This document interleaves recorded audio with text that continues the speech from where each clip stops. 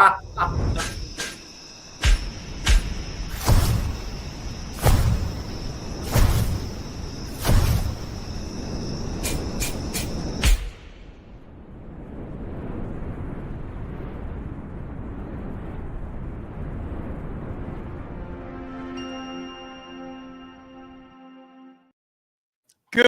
evening, everybody. Good morning, good afternoon, wherever you are in the world. Having just been called the Archie Gray of YouTubers, here we are tonight, ready for the Spurs review. And sometimes we have the Spurs review and there's not really a lot to talk about. Tonight, we've got a shitload to talk about. Welcome to each and every one of you who are here to join in this momentous occasion. I'll tell you what, I've heard this season, we want our Spurs back. We want our Levy back. You've got your Savva back. Savva is a happy boy. Ange is gone. We're bringing in a coach. I am excited again about Tottenham Hotspur Football Club. I'm also excited. We've got Danny and Lubo, who are always here.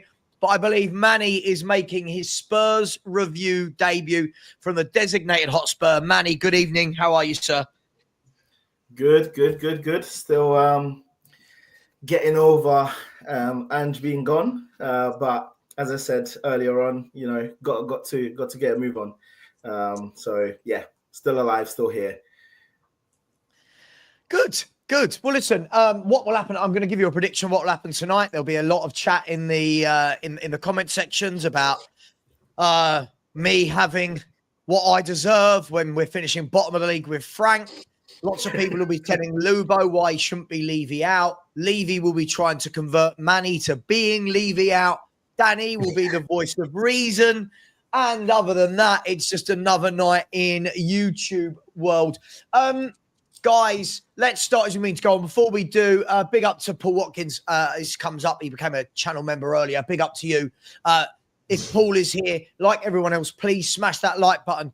I want to have a show. I'm determined to have one show that is one like for every person who watches. Let's make it happen. Let's try and do that. Guys, listen, I don't want to talk about Ange. He's gone. But I feel like we should start by mentioning it because it is the first Spurs review since it happened. Friday afternoon, we got the news that Ange has gone. It sent the whole of Spurs YouTube. I can hear Stanley ripping something apart somewhere. I'm going to go and deal with that. It sent the whole of Spurs YouTube into meltdown. 50%, yeah, he's gone. The other 50%, I don't support Spurs anymore. I hate Spurs. I'm Frank out from day one. Let me start, Manny. You heard the news. What were your first feelings? Apologies, I'll be back in 1 second. Right.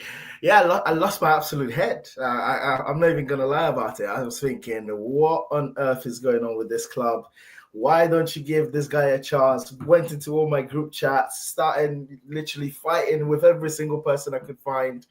Yeah, it's safe to say I wasn't a happy bunny. I wasn't a happy bunny, and that was Friday afternoon, I suppose. But I've had time to think.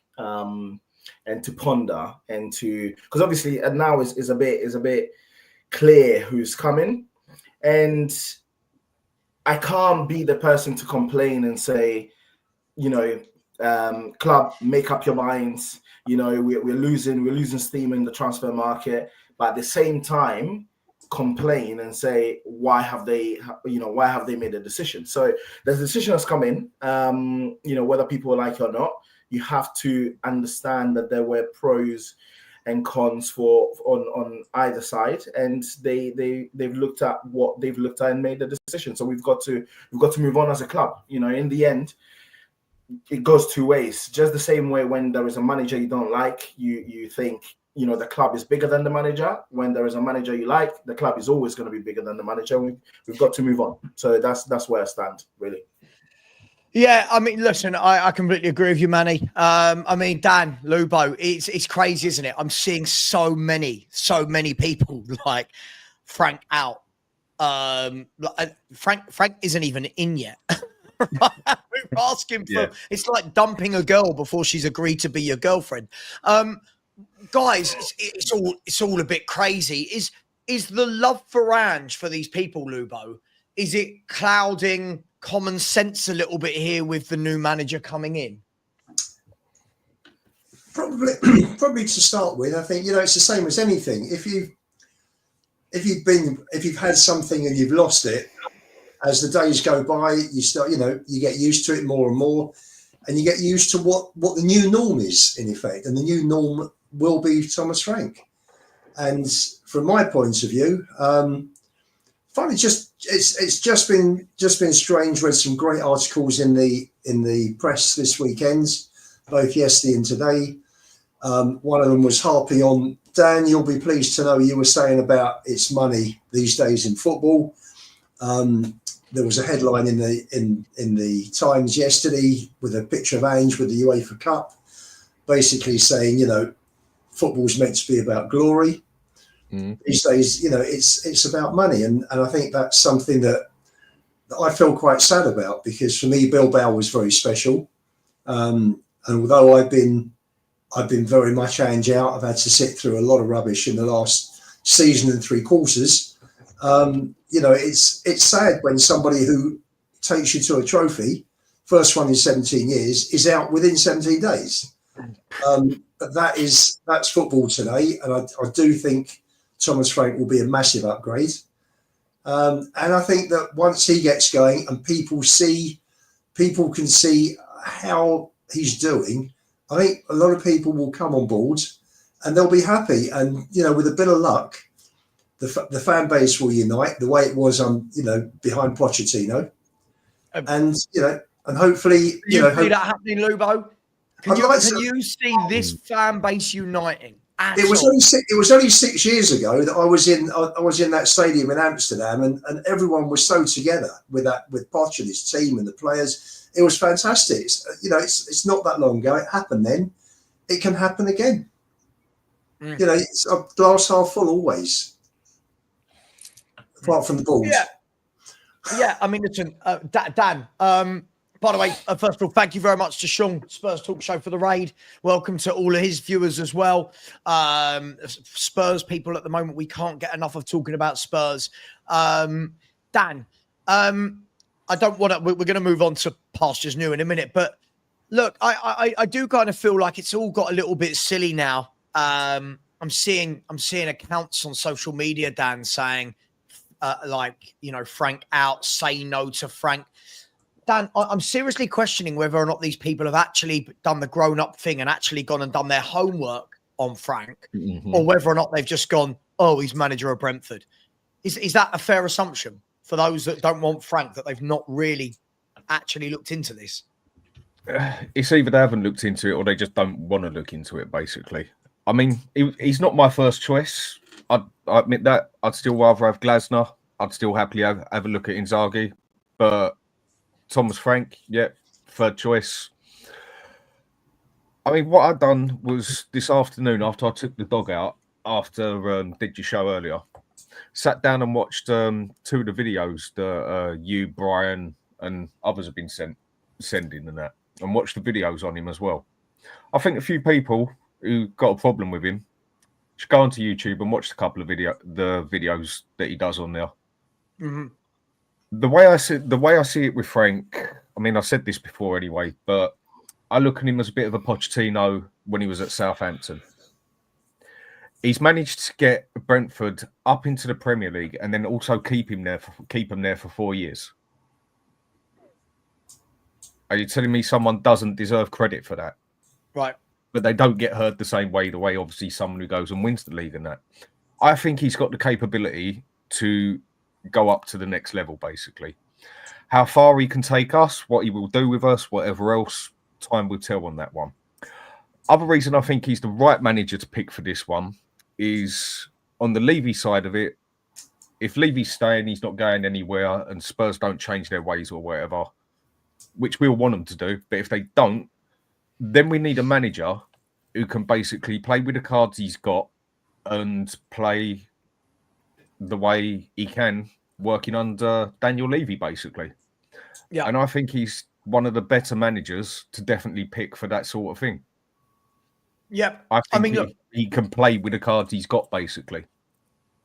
Look, I don't want to do the round robin. You know how I like to do my shows. I just like to talk. Everyone can talk. Otherwise, it's just all a bit robotic. Listen, I saw a very interesting comment. Let's move on to Thomas Frank. We're all talking like he's got the job, but it very much does feel that way. TalkSport, Natalie Sawyer on TalkSport, who's got a lot of connections to Brentford. I seem to remember from down the years, she's got a lot of connections there. She's saying that it's done. And that what we're doing at the moment is currently talking to his staff to get their contracts done. Now, listen, if you can get the main man out, you can pretty much get his staff out, right? Because his men are not going to be on what he's on, and they're going to want to follow him.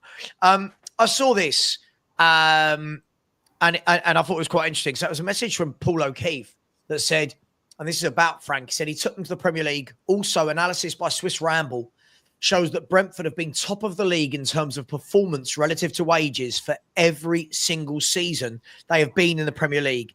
Levynomics meet astute coach. The marriage has a chance. Guys, when you look at that, whatever you think of Paul O'Keefe, and by the way, I don't know him, seems like a nice bloke. Isn't that everything that we kind of need with the way we operate? An astute coach who doesn't have to spend millions and millions and millions of pounds on the best players and gets the best out of every player he's got. I don't see the downside to it. It's what we need. It's basically what I just said. It is exactly what we need. Yes, Levy should be spending more this and that, and we should be going for bigger, better players and all that. I get all that. But with Levy, that just isn't going to happen. So we need the manager, like you just said there as well, to be able to play with the cards he's got and do what he can do, and also improve the players that we've got. Progress them, whereas they've all regressed under Ange. Well, I mean, Dan, look. So just quickly before you come in, Manny, I just want to show you this. So I shared this earlier. I'll share it again. I mean, look, if we're gonna look at Brentford, look at this. Their annual payroll is £44 million a year. Just to give you an idea, Tottenham's is 115 million. 115. The average weekly salary is 23 million. And then if we scroll down on that, look at this. I mean, their top earner is Aaron Hickey, who I don't remember even playing, if I'm brutally honest. And then look at these. Look at their first team players. Keane Lewis Potter, 50. Mbuemo, 45. Norgard and Ira on 40. Damsgaard, 35. Flecken was on 30. Pinnock, 30. Like, this is brilliant, isn't it, Manny? Like what he's done? No, 100%. I mean, let me just take myself back to when I initially heard that it was Thomas Frank. Just like a few people, I was thinking, absolutely not. What is going on? You know, why are you choosing Thomas Frank, etc., etc. Then I did a little bit of research on, you know, the way he plays, his demeanor, his man management, etc. And I could see why we would go, obviously, for him. And even when I cast myself back to a few press conferences that he's had, he's always very calm, composed, knows what to say at what time, doesn't get, you know, into a kerfuffle with the media, etc., which again made it, from my perspective, a big plus, right? My concern is not necessarily about him being able to deal with a shoestring budget. My only question I have is the backing that he had within Brentford was based off a very, very intelligent analytics team that put together a very, very good team and picked and cherried, you know, the best of the best that people didn't see, right? Right. So a good scouting network, right? A very good scouting network. My concern is with our scouting network. What is going on with our scouting network? Are we going to be able to provide him with the tools that are we going to provide him with the tools that he needs in order to succeed? Not out of not wanting to provide him that, but out of a bit of incompetency. Where do we stack, and how are we going to be able to prop him from that perspective? That was the first question I asked myself. The second question I asked myself was then also, how is he going to deal with that step up, right? In a sense of when Is he's it a at step Brentford. up?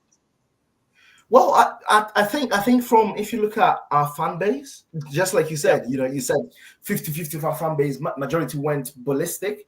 He's going to come in, and from the get-go, he's going to have so much pressure of not starting in a bad way, right? And I know I keep rambling on, but just one thing I want to clarify, because as Savva knows, I've watched a lot of his shows. I was ANGE, but I do not subscribe with the, let's always finish 15th and win a trophy. That was not me. I was ANGE. He has won as a trophy. He's finished 17th based on some extenuating circumstances, in my opinion. Next season, you've got no chance to do that. Now, that applies to Frank coming in as well, in a sense of, yes, you've come in and, yes, you're new, and yes, it might be a step up in terms of being a top 6 club. And even if we look at from the last 10 years, how are you going to deal with it? And how are you going to deal with the immediate pressure from our fan base? Lubo said, it's been 17 days that, a manager that a lot of them loved, who's a major trophy, the first in our 17 years. How is he going to deal with that kind of pressure and the pressure in the boardroom? Do I think he deserves the chance for what, for where he's got Brentford and what he's done and his demeanor? 100%. We didn't know Poch was going to do what he did when he came in. So you have to look at that aspect and give him a chance. But as I said to someone this morning, it could either be a Poch or it could be a Nuno. So let me ask you though, Manny, but before I move on to the other guys, interesting point you made there. And of course, look, we know that Brentford do have a very good scouting model. From what I'm hearing is that Frank is a very big part of that, though. Like, this isn't just that Frank is given players, that he is one that says, hey, do you know about this guy? Hence why there's a lot of players from the Danish market, the Scandinavian market. Like, there's a lot of players from that region that he knows very, very well. But when you say with what we've got, wouldn't you look at some of the younger players we've got on the base that we've got to say he's got some very good players to work with? When you look at Bergvall, when you look at Odeberg, I'm just going with the young ones at the moment. When you look at Adogi, when you look at Sarr, you've got Vuskovic coming through. Haven't we got a lot of good young players already for him to work with? Plus, we've already seen videos of Thomas Frank waxing lyrical about Kulu and Bentancur and Basuma and Romero and Van der Ven. Hasn't he got a good base to work with already? Yeah. Don't we think he has? Because for me, Manny, I think that Ange has made a lot of people think that a lot of these players aren't very good at all. And I don't believe it. I think they're a lot better than what we've seen. No, 100%. Like I've always said, the players that we have are better than what they seem, right? My issue is inherently, where do we want to be as a club, right? Where I see us to be as a club, looking at the revenue, the amount of revenue that we generate, the kind of profit that we have as a club, is to be able to challenge, be within our top 5, top 6, right, at most, being able to challenge within the Champions League. When I say challenge, I don't, getting out of the group, getting, sometimes past the knockout stages, but then also to pacify the other part of our fan base, being able to go as far as possible in at least 1 or even 2 of the cups and winning it. That's where I see us as a club. And when I see us as a club in that way, then it's not just the manager that comes in, but it's also the board that comes in. And when they marry up from that perspective, that's when that success comes in. If we look back and we look at all our managers that have come in, a lot of them have had to prioritize the league, and it's been to the detriment sometimes of the cups. We all say that. Like sometimes I remember Conte playing a less than strong team in one of the cups, and me absolutely losing my head. But it's understandable because he's been told you need to get top 4, and he himself came out and said, "I've been told that I need to fight for top 4." In Ange's situation, I don't think the squad is bad. What I do think, however, is that when there are certain injuries that happen, the squad cannot contain or be able to perform to the level that it needs to perform to do what it needs to do with those injuries. Now, some people will say that Thomas Frank's way of playing will reduce those injuries. So I guess that's a plus from the get-go. So I do think we do have a good squad. I do think that, again, his squad management, you know, people say that he doesn't, he's not able to manage egos. But I mean, there's not a bigger ego than, what's the guy's name? The guy who's gone to Al Hilal. Ivan Toney, you know what I mean? So I don't think that that would be a problem for him, especially the way his demeanor is.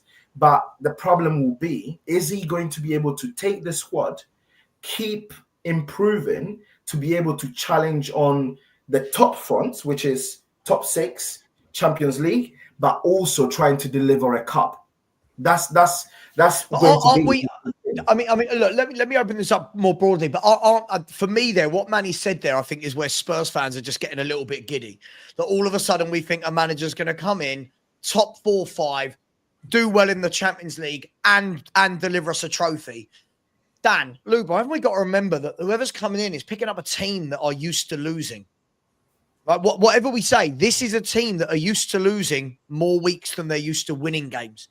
Surely the first and foremost, before we talk about winning more trophies, we need to get a winning mentality in the league to, you know, don't we need to build first before we start talking about that?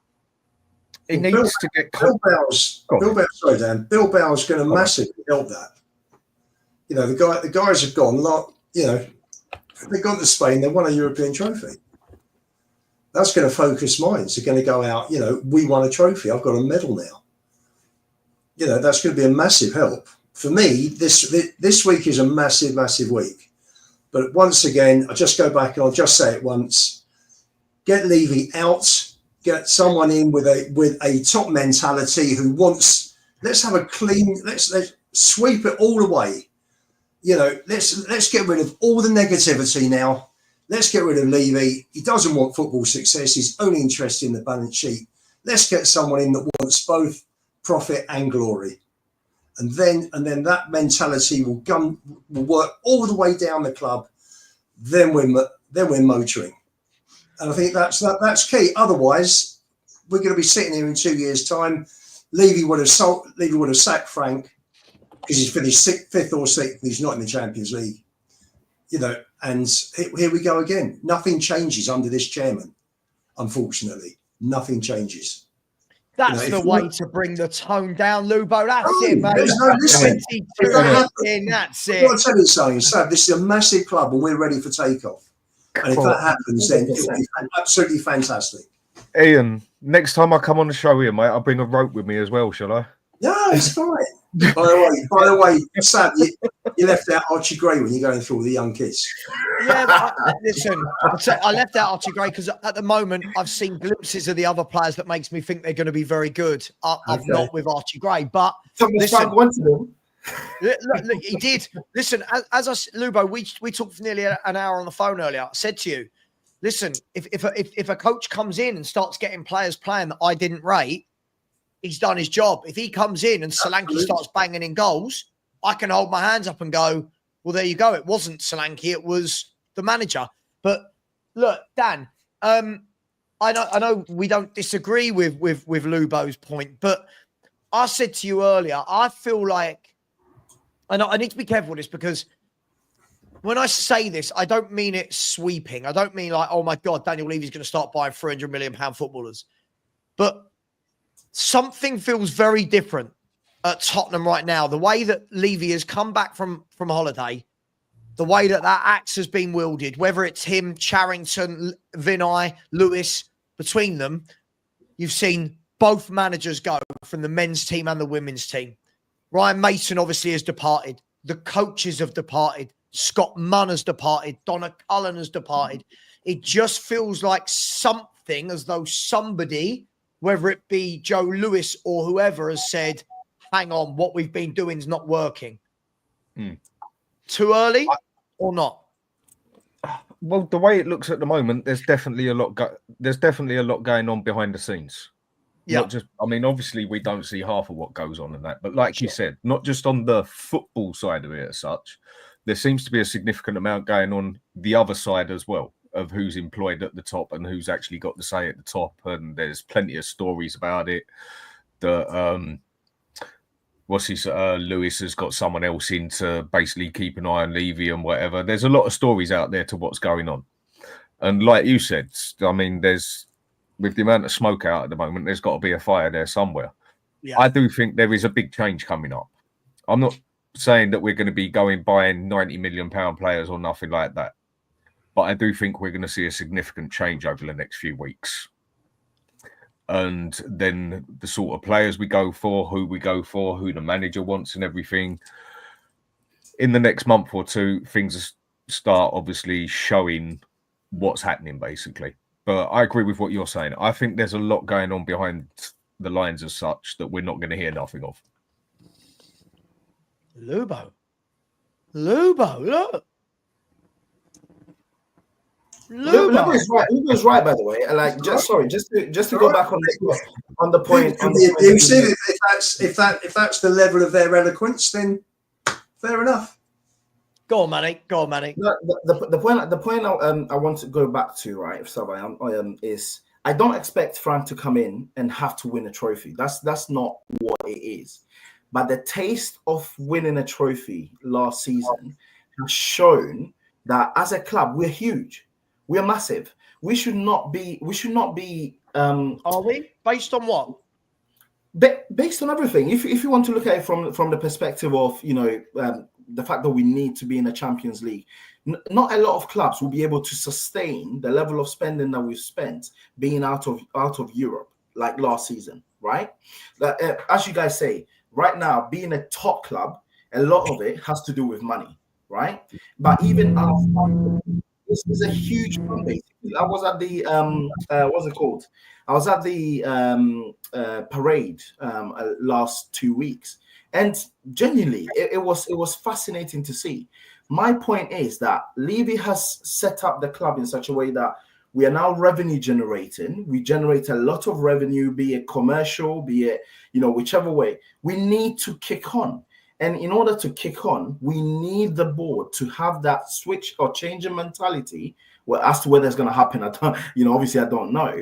But we need to be able to not just see it as, right, Frank is coming in, consolidate us into the top six, and then we just plod along in the top six, year in, year out. If we have a cup run, cool. If not, good. We have to be able to kick on one way or another. And if it's by... Sure, but that takes time, Manny. That takes time, right? Like when we're saying about Frank consolidating us into the top six, we've just finished 17th. Like we are. I don't think we should have finished 17th. Based on. Do you know how many points we were off top six this season? Do you know how many points we are off top six? No. I think we was 18 off the Brentford. We are 28 points off of the top six. We are 10 league wins away from the top six. But for me, first and foremost, before we start talking about trophies and having a taste for winning them, I think this manager has got a job to get us back in touch with the top six. Because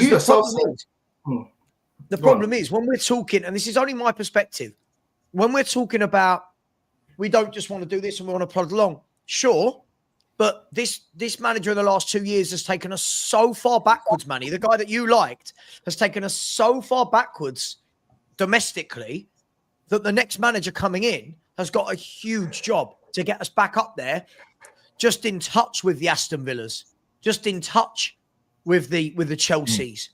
I don't think so. I actually have the opposite view.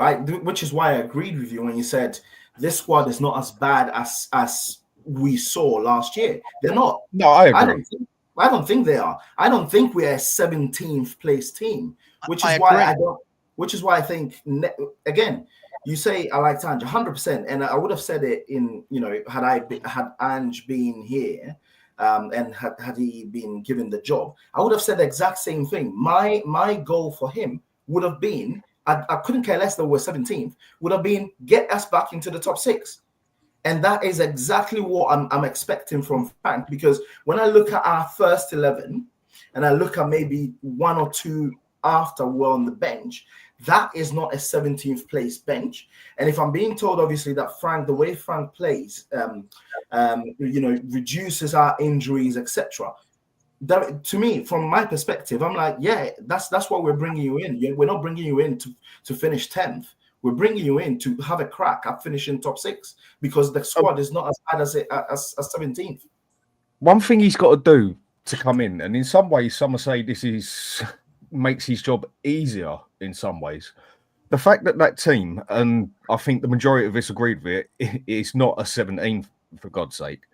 I would have said that team could have been top 7, personal opinion. Yeah? Great. What he's got to do is come in and he's got to get the players playing the right way, in their right positions, would help. Because the way Ange had it, every game he had at least half the players not playing to their capabilities, to playing to what they are best at. He had wing backs inverting into a number 10. He had 2 centre defenders sitting on the halfway line and everything else. The way he got everything was just totally wrong with the players he had. So I get where you're coming from with Thomas Frank coming in. It's not even necessarily the amount of players he's got to buy to get us being that better. He's got to get us playing. He's got players there to get us playing the right way, to get us significantly up the table already. Is that basically where you're going, sort of thing? Spot on. Yeah, Dan, I don't disagree with that. I just think that it's not a switch. I don't think it's a switch that you can turn on and off, that suddenly you go from 17th to we have to be 6th. Because when I look at the Premier League table now, guys, right? We've talked for years about the big 6, yeah? And it's a saying I don't really like, because I think the big 6 has actually been broken up. And the fact that it's been broken up, you've got 4 big ones right now. You've got Man City, Liverpool, sorry, hate to say it, Arsenal and Chelsea, right? They're the 4 big ones for me, right? You've then got Aston Villa and Newcastle that have decided they're going to gate crash this big 6 notion. Aston Villa and Newcastle, we know they've got very good owners, very good managers, very good directors of football. We know that they spend. Obviously, we don't know what's going on with Villa this year because they didn't make Champions League, but we know Newcastle have, yada, yada, yada.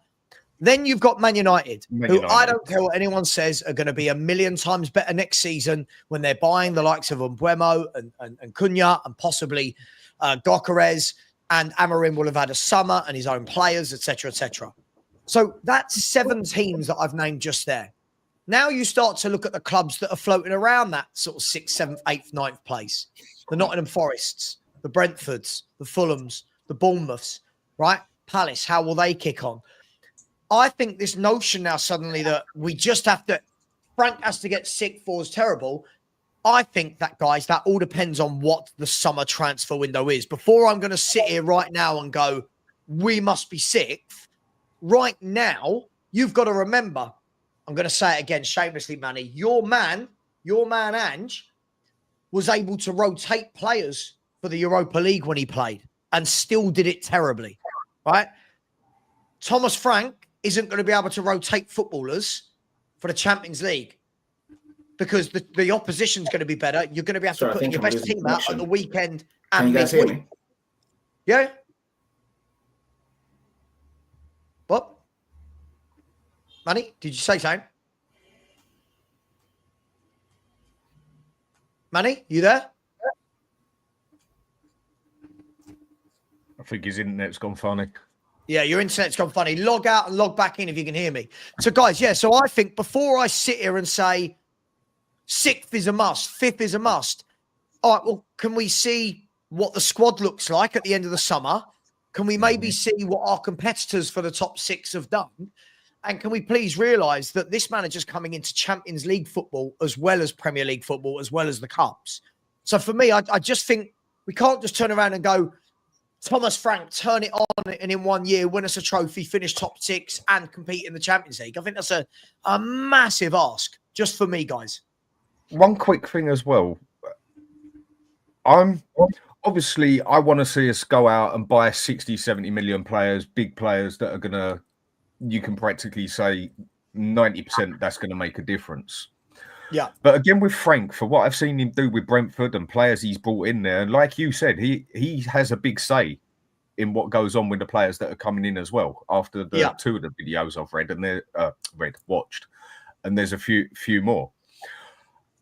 Even if it isn't massive players that we go for in that, I'm more willing to sit back and keep quiet this time and see where it goes.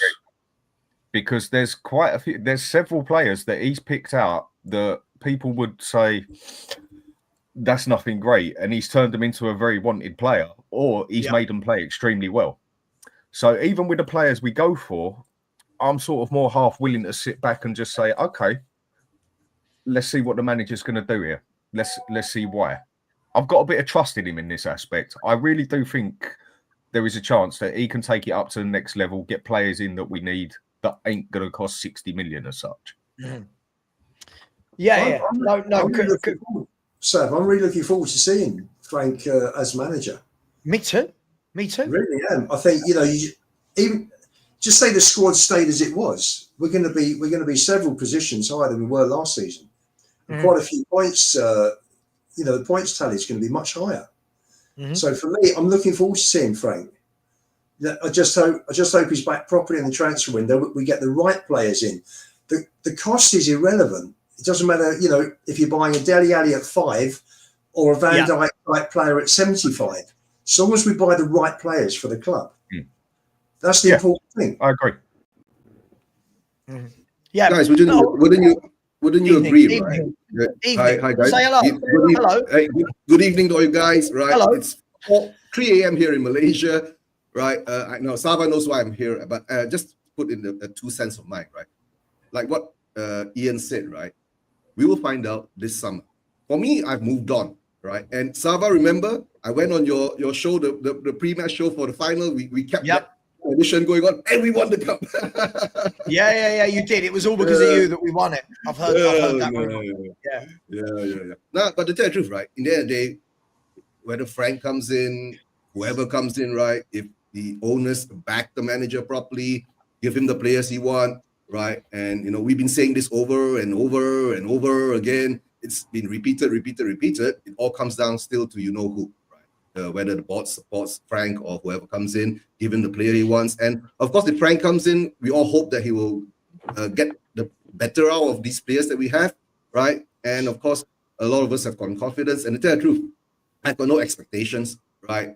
I'll just sit back and I'll watch, right? And to tell the truth, I will give him my support, right? As every Spurs fan should do.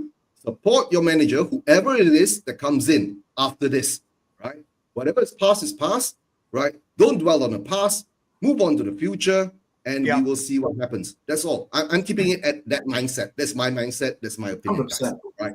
Yeah, that's how I feel now, right? Because before that, it was back and forth here and there. No, I don't go back there again, right? Number one, I'm happy we've won a trophy. Number two, I'm happy that we're going to move forward. Hopefully, without Daniel Levy. Yeah, no, of course. We'll talk about that in a second. Just before we do, guys, let me do some super chats really, really quickly. And for anyone who said, why do my eyes keep wandering? I was just the Nations League finals on in the background, and it's very end to end. But every time Yamal gets the ball, I do think I've got to watch this because this is ridiculous. Let me have a look. First and foremost, big up to Blaine Dev, who's given away 10 memberships. That is absolutely, completely generous. Thank you so much, Blaine Dev. The people who got those memberships were Queen Ellie Hoiberg, Guy Thompson, Craig Nichols, Star Baller, Glenn Cornwall, DJ Evo, Tobias, Serge 71, Costa del Spurs, and I'm not sure anyone else. I'm sure they've all said thank you, but thank you from me. That's very, very generous, Blaine Dev. I really, really do appreciate you, my man. Thank you very much for all the support you give me on this channel. Thank you, mate. Big up to Jason T, who has just put in a super sticker. Thank you very much. Really, really appreciate you as well, my friend. Very generous. When the Spurs go marching in, channel member, of course, has said, for me, Savva, I'm so glad we are getting a coach. Me too, mate. I'm happy about my club again. I've looked into Frank the last couple of days and excited to see what he can do. In my opinion, he wins a trophy. Listen, in my opinion, I don't know if it's going to happen immediately, but what he will do, whether or not he's the end coach, maybe he's the coach before the coach. I think he brings some much needed tactics, stability, and actually removes the embarrassment what Ange brought every single weekend to this football club. I was getting really bored of getting WhatsApps from my mates going, oh, another 20 shots on your goal. Oh, someone else has scored 4 past you. Oh, you've got 1 at the back. It's just embarrassing. So big up to you. Thank you very much. Big up to my man, Marios, out there in Cyprus. Big up to you, just with a super sticker. Thank you very much, Marios. Thank you for coming on the call-in show yesterday as well. Thank you. Big up to Moose, who became a member yesterday and is out there in the US of A. Big up to you, Moose. Hope you enjoyed your dinner that you were going for last night. He has said he will make Johnson, Bergvall, Archie into stars. Well, I'll tell you what he'll certainly do is he'll give it a good go. He'll actually put these people in their right position and develop them. He will develop them. Maybe he thinks Archie's a centre-half, plays on the right side of a free. Who knows? Let's see. But I have faith that this man will put his arm around them and develop them. Big up to you, Moogs. Thank you very much. Big up to Andy Lester. So big up, Savva. Really hope this is a new Dawn. Yeah, Dawn. She's always involved in everything, isn't she, Dawn? Let's hope this is a new one. Thank you very much, Andy. Really, really do appreciate that. And Marcus, thank you very much. Very generous. I said I was Ange out when we lost to Everton in January. Bilbao made me Ange in again. I'm excited for Thomas Frank developing the likes of Moore and Gray. Just tired of the resets. We got to preserve. Sorry. Terrible. Persevere. Sorry. Guys, I want to go on to this. Before we talk about potential takeovers, I was just watching Spurs Talk Show. Big up to Sean.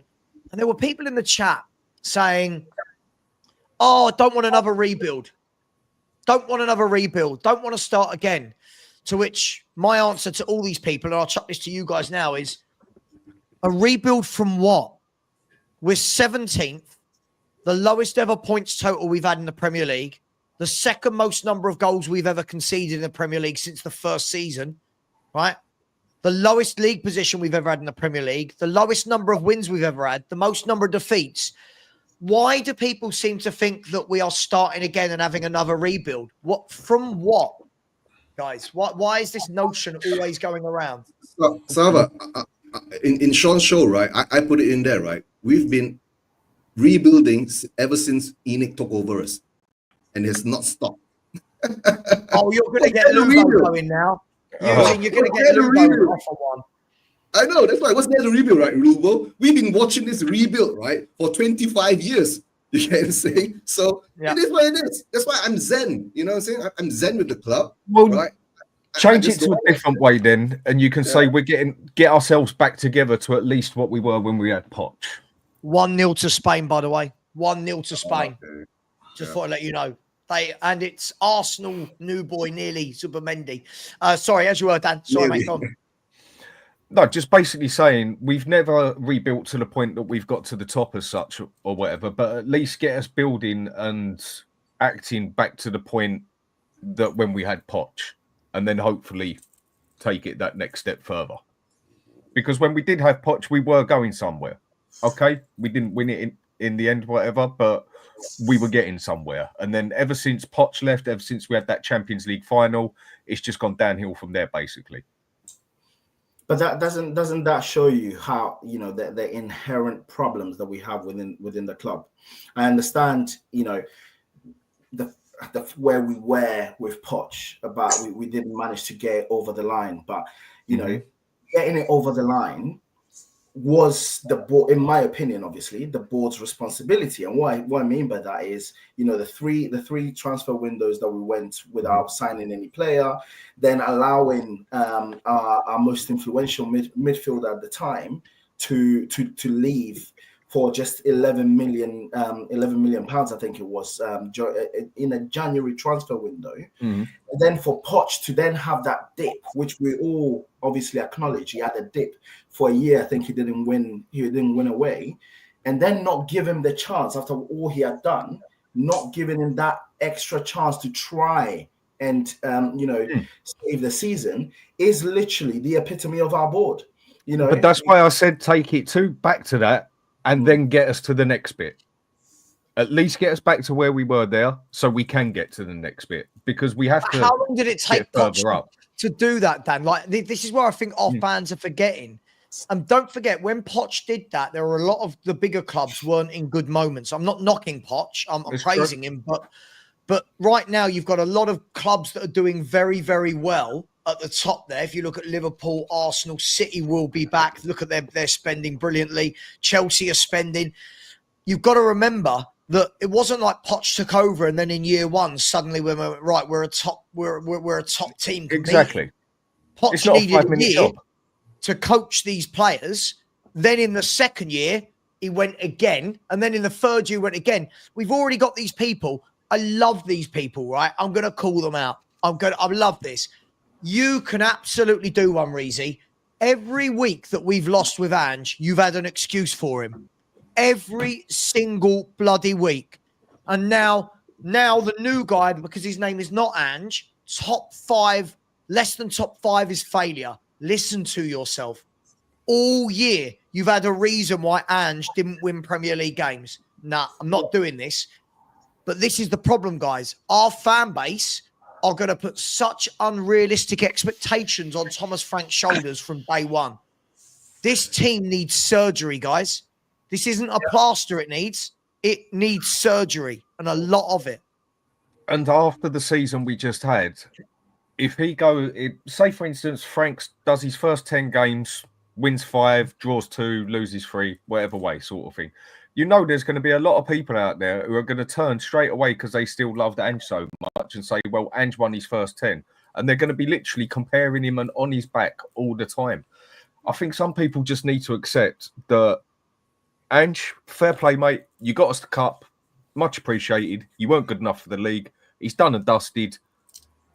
Now we start again, basically. I got a question for you guys, right?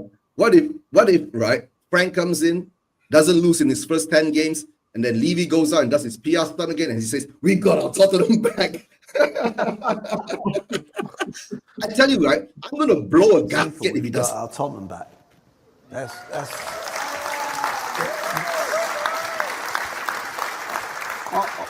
I just feel that, you know, we're seeing football that we used to see. And yeah, right. Sorry, now I'm waiting for Ian to punch the screen or something. Yeah, I've said it all. I know, Yeah. I know, mate. I'm just being. Sorry, God, Eugene. Sorry, I had to. You set me up nicely for that clip. We've got our Tottenham back. I know. Yeah. Portugal Yeah. 1-1. Oh, who scores? I want to say Nuno Mendes. I love how I'm recording the game to try and watch it back, and Savva's just literally spoiling the mate, entire game all the time. Manny, there's 1,000 people in here. You think you I know, weren't going to find out the score of the biggest game in I'm football literally today? seeing. Sorry, Eugene. By the way, Third sorry, time lucky. Oh, right. Sorry, Eugene, go on. No, that's why I'm going to blow gasket, because I'm going to go back on that rant again, right? We have not won the league in 60, how many years? 61 years? 64 years. 64 years. And you want our Tottenham back? We got our Tottenham back? No, I'm not going to take that shit again, right? I ain't going to take it, right?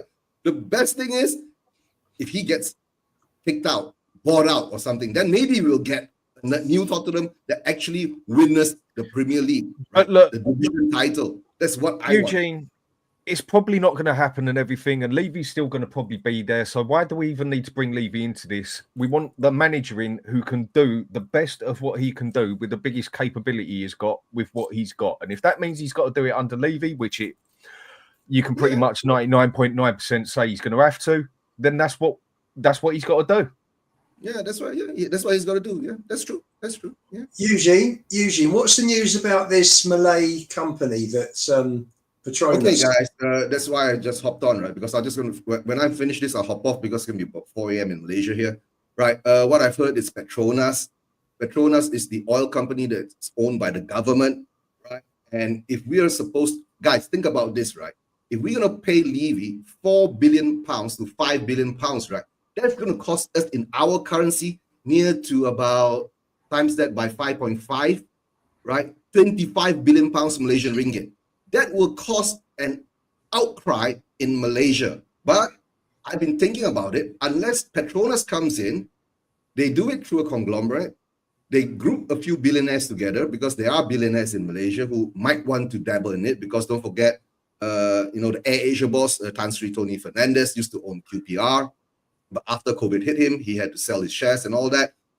I'm not sure who's coming in. But if you say that they are going to take it all on their own, I think that is not going to be a good look for the Malaysian people, because to tell the truth, the previous prime minister has already embezzled about nearly 35 million pounds from the public funds, right? And now you're going to spend another, 20 to 30 billion ringgit, right, to buy Tottenham Hotspur?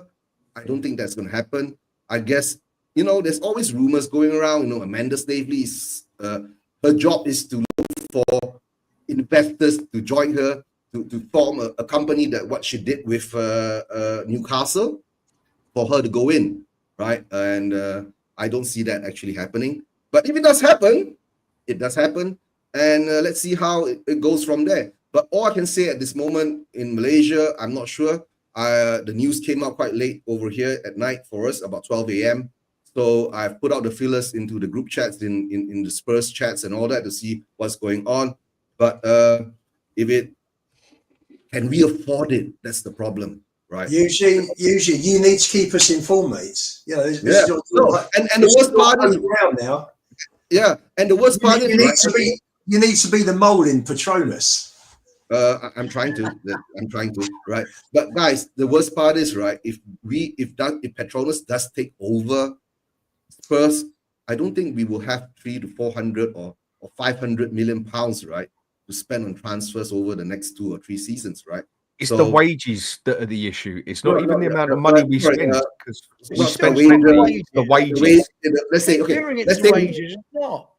Let's say it's the wages, whether it's the transfer, the wages, whatever, whether they will have the funds to get us a proper spot to challenge for the Champions League or challenge for the Premier League. I don't see that immediately.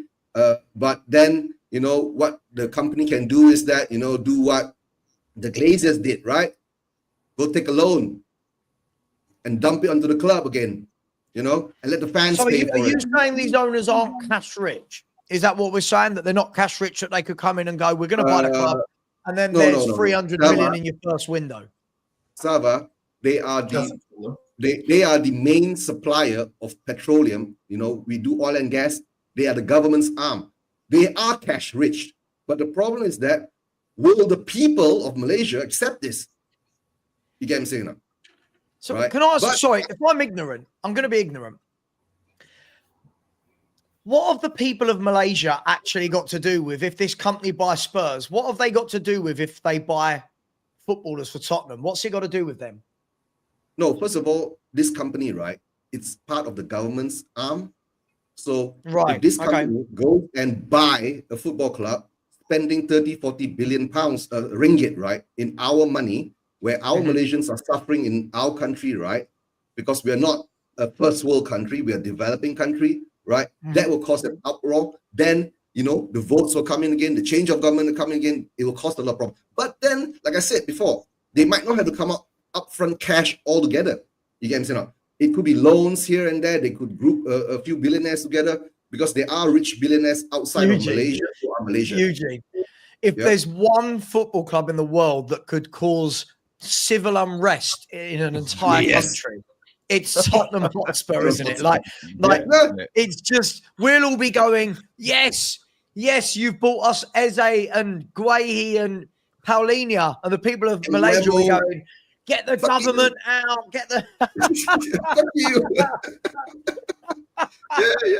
No, it's true, right? Only Spurs. Only Spurs. No, that's the problem, right? That's what Spurs does. Remember what Ange says, right? Spurs make you crazy. Love it. No, but to tell the truth, right? I don't think it'll happen. I think it's just another link that's been thrown out there, right? But you say that if the Malay Petronas is coming in, dumping maybe £1 billion to buy a certain percentage of Spurs, right?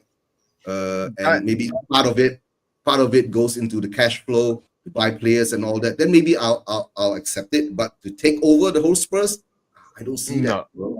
I agree with what you just said there. I think there's something coming, basically. Something is going to happen. I don't think it's going to be the whole club being sold, anything like that, but I think there is a percentage of such. Yeah. Where But either a couple of people or certain whoever is going to come in and put some money into the club, basically, in investments. And don't forget, right? Remember ANGE, Savva, the online trading platform, right? Who's bought in, sponsored, advertised in Spurs and all that.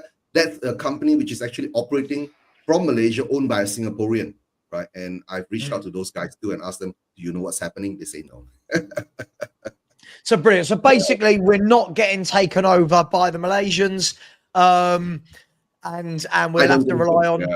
Now, was this report? So I don't know what I've done too. This report of a Malaysian takeover, was that the one that was to do with Amanda Staveley?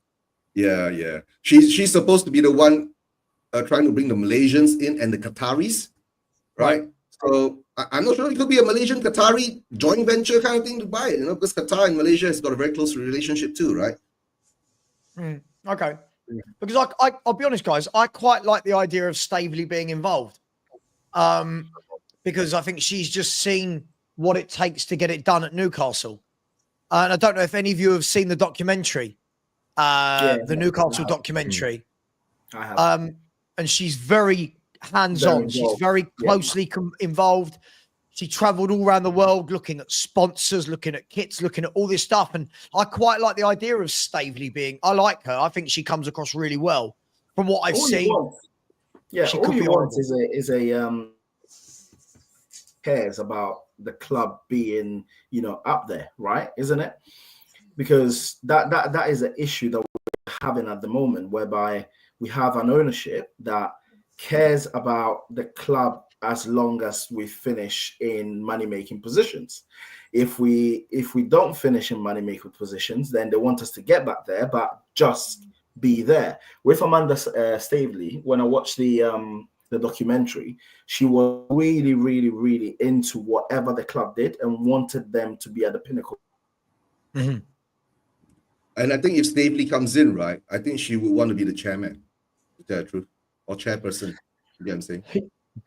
Look. For me, I'm just comfortable. I'm with Lubo. I'm comfortable if it is going to be new ownership, if it is going to be a new chairman, chairwoman at Spurs. I'm comfortable with it.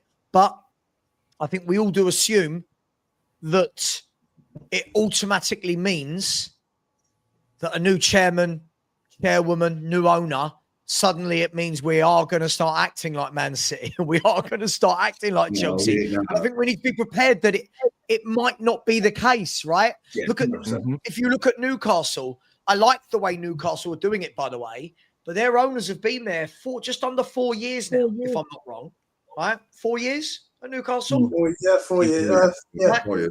And 3 years. there are some fans that go, oh, well, what have Newcastle owners done? Well, they're doing it properly. They're doing it slowly catchy monkey, right? They're doing it slowly but surely. Our turnover, Sav, our turnover is three times the amount of Newcastle. Yeah, that's the other thing as well. They're doing it like that because they have to do it like that. Like I've said before, they don't have the income that we have, basically. Exactly. I've said it enough times. We're one of the only clubs on this planet that doesn't even really need to get into the Champions League, sell players or whatever else. We just need to be in the Premier League that can still support themselves. But is that the true? money we have got that we can spend compared to a lot of other clubs out there with the income we make, let alone getting into the Champions League and that, we could put a lot of money down there and spend a lot of money if someone wanted to. Newcastle can't do that because they haven't got the same income. Is that true, though? Because we see a lot of reports that Spurs don't have a lot of money. They're two different things. What we don't have at the moment is cash to be able to service the debt that is due in the first year. But that is different to us being profitable and having such a bandwidth. Manny, we haven't been profitable in the past 5 years. Those are two different things. No, Manny, No, Manny, we haven't been profitable in the past 5 years. You asked Lubo that, right? We've been in the red for the past 5 years. It's because of the stadium debt that we have to pay, right? And the amortizations of all the players that but that's post EBITDA. That's not the profit that is used in PSR calculation. No, but the point is, yes, but the point is that when you come down, like you say, you're correct, right? About the cash rich that we have, right? The cash available for us to pump it out there. Right, but buying players doesn't mean buying £100 million player. You got to pay the £100 million up front. The problem with Eze, right? Why we didn't? I'm not going to go where Ange wants him or don't want him, right? Is I think the problem with Eze was with Parrish. Whoever wanted Eze, right, had to fork out something like what 50 or 60% of his 100% of the fee. Or 100% of his transfer fee. That's why nobody touched him. You get what I'm saying? Parrish didn't want an installment plan. He wanted it all up front. But hang on, Eugene. But hang on. I hate to break it to people, but the better if we're sitting here saying we want these players that are 70, 80 million and we want to start showing interest, a lot of these players, you're going to have to put a big fee up front. You can pay in installments, but a lot of it, these big clubs, if they don't need to sell. So let's use... Look what's happening with Leverkusen at the minute. Hang on. Let's use Newcastle as an example. Newcastle aren't in financial difficulty. Right? Everyone in the world would want Alexander Isak. Is that fair? I think most clubs in the world would want Alexander Isak up front. Newcastle United are in a position to turn around and go, all right, you want Isak? We want 150 million. Yeah? PS, we want 100 million of that up front. Right? Now, I'm not saying that it will happen, but they could. So when we're talking about, we should just go and get Garcros. We should just go and get this player. We're going to have to lump out some big money up front on these players as well. So where's that cash coming from? Because I hear from some people that we are profitable. Some people are saying we're not profitable. Some people are saying we've got no money. Some people are saying we're cash rich. Does anyone actually know? Do we have cash? What's going on? The figures at the end of June. End of June 24. 24, yeah. End of June 24 figures. There was 96 million cash in the bank.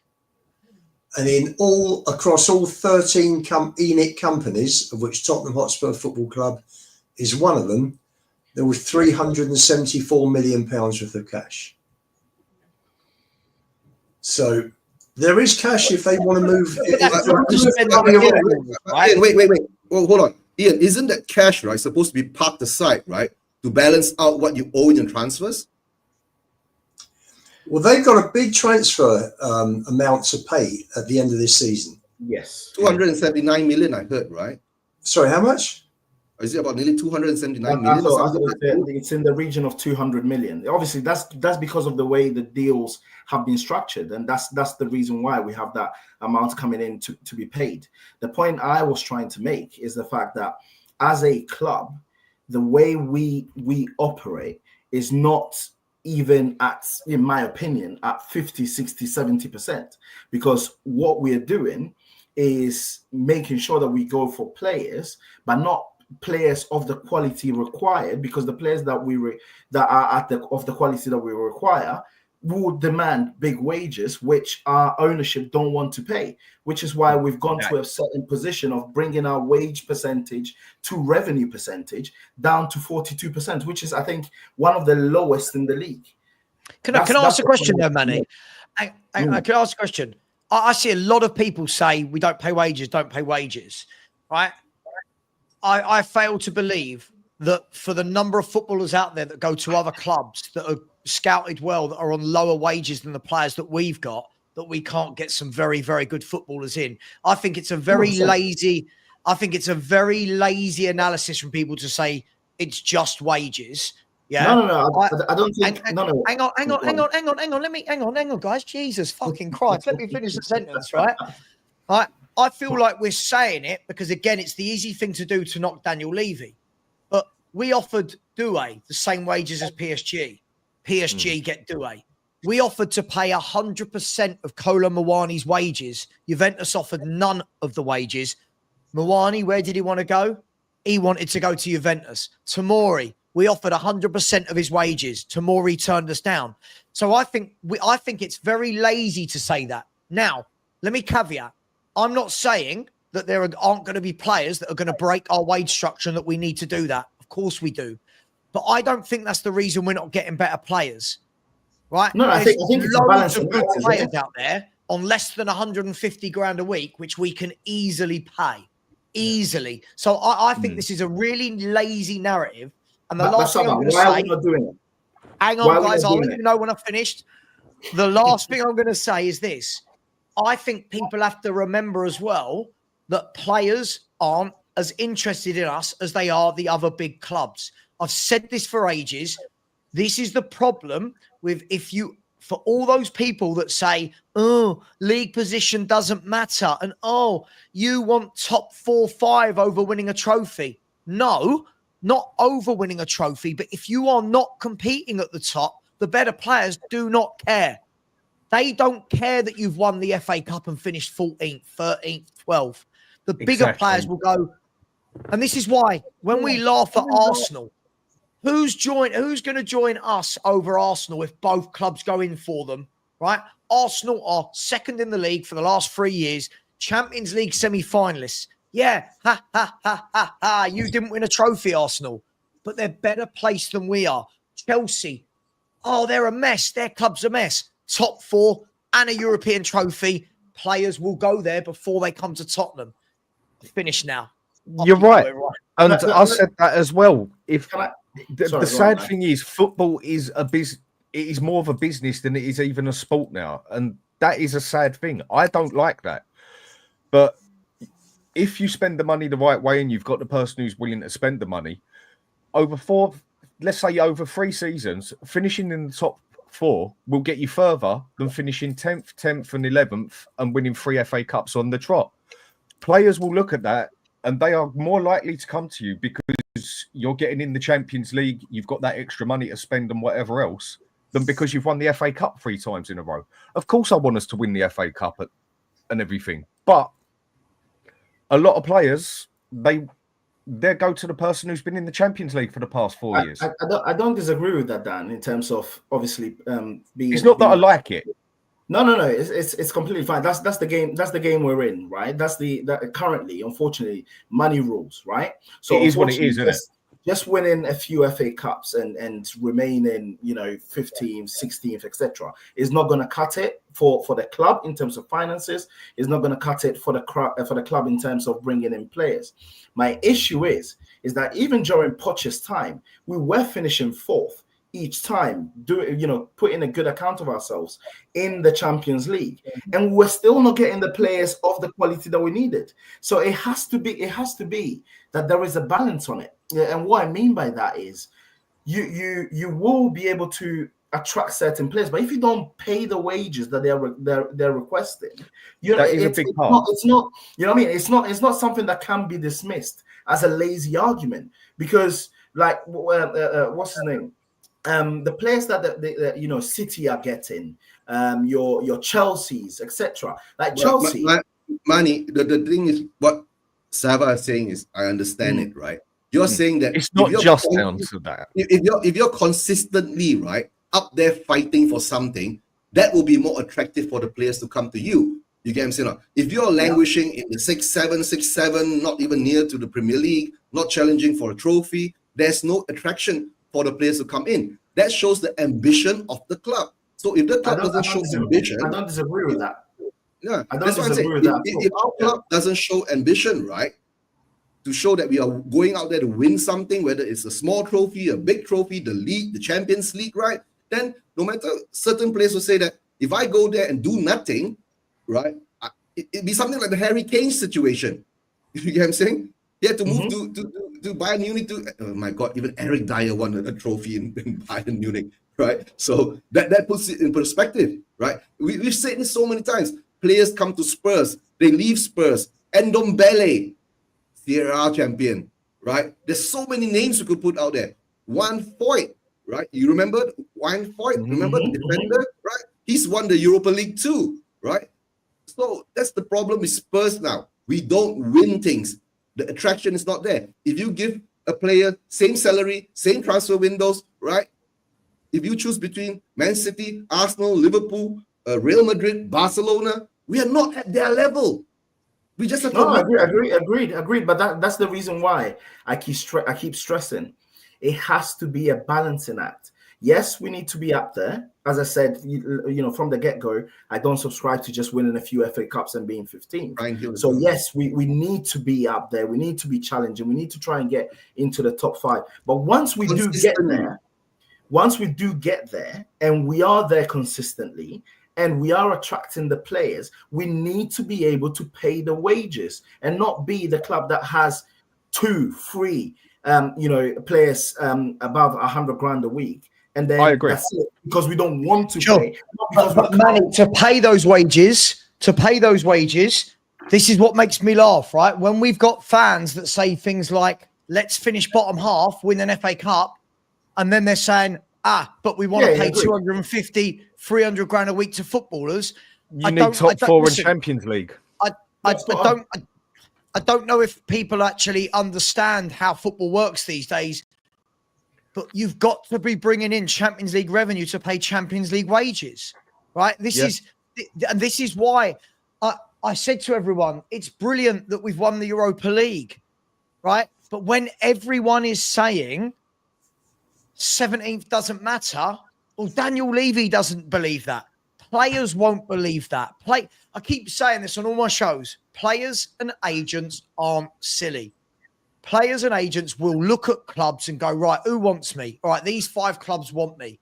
Right, what's going on at those clubs? Who's manager? Where have they finished in the last 2-3 seasons? What's the trajectory? What other players are they buying? Who will I be playing with? What's the culture at the club? What are the tactics? It's not just as simple as chucking down 300 grand a week. All of these things have to marry up. And this is why when people, how many people, Dan, have said to me in shows in the last 2 weeks, Savva would rather top 4 than win a cup. No, for me, an FA Cup or a League Cup, I want to win. But that shouldn't have any bearing on when you're finishing the league, because essentially that's a 5 or 6 game cup run, right? It shouldn't be, oh my God, we finished 15th, but we had a good 5 game cup run to win the League Cup. Bollocks. No, that's not how it works. Agree.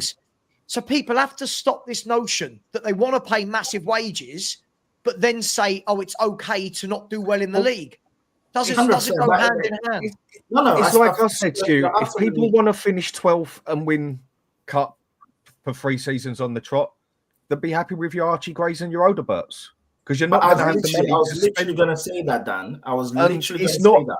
Some people seem to think that as all I want to do is finish top 4 and get Champions League. No, I want Spurs to win things. But if you want to get with the top lot and get the big players in, getting in top 4 gets a club further than winning an FA Cup. Yeah, you've got to get to that point where you can fight for both, basically. Yeah, Savva, but that's the key. Sorry, go on, Eugene. No, I just want to say, Savva, thanks for having me on, because it's going to be 4 a.m. here in Malaysia, right? And guys, please don't forget to subscribe to Spurs Valuation TV, Savva's channel, Football Heritage TV, and of course, Dan's channel, the Hospital. And Ian, I got one last thing to say to you, right? If Levy does sell out, right, do you get any dividend on your shares? Possibly. Hopefully, don't say possibly. Hopefully. No. Listen, the offer will be put to all the shareholders. So yes, I suppose yes, they will. But that's not my motivation for getting Levy out. I just want an owner who wants. Let's say hypothetically. That's it. That's all I want. Let him have a go. Let's say hypothetically, right? If Petronas do come in and buy up, right? Yeah. And then they apart from just buying the Enix shares, right? They offer those balance whoever shareholders, right? They will have to give you an offer too, right? If I'm not mistaken, if they want to buy it 100%, right? So hopefully that works out well for you, Ian. And guys, thanks for having me on. Right, if you want, maybe I'll do a show with local Malaysian Spurs fans tomorrow and talk about the Petronas takeover if I have time. Right, if I can round some. Go to bed, Eugene. Get off and go to bed. It's 4 a.m. Go away. Go to sleep, mate. All right, thanks, guys. Don't forget, right? Take care. Bye-bye. Listen, guys, just quickly before we move on, there's a comment I wanted to address. And again, this for me, Alex, I'm sorry, I'm going to do it to you again, my man. Listen, this for me, again, we've got to engage critical thinking. When we say, why can Man U do it and we can't? Biggest Man club in the world. United are globally one of the biggest football clubs in the world. You go to any country, every motherfucker is wearing a Man United shirt, right? It's either Man U or Real Madrid. Right. This is mad. Alex, you've got to remember as well, if Man U rock up and try and sign a top player, people go, oh my God, that's Man United. We don't have that pull. I know everyone wants us to have the same pull as Man United. We don't. I know everyone thinks we can compete with Chelsea for top footballers. We can't. I know everyone thinks we're more attractive than them lot down the road at the Emirates. We're not.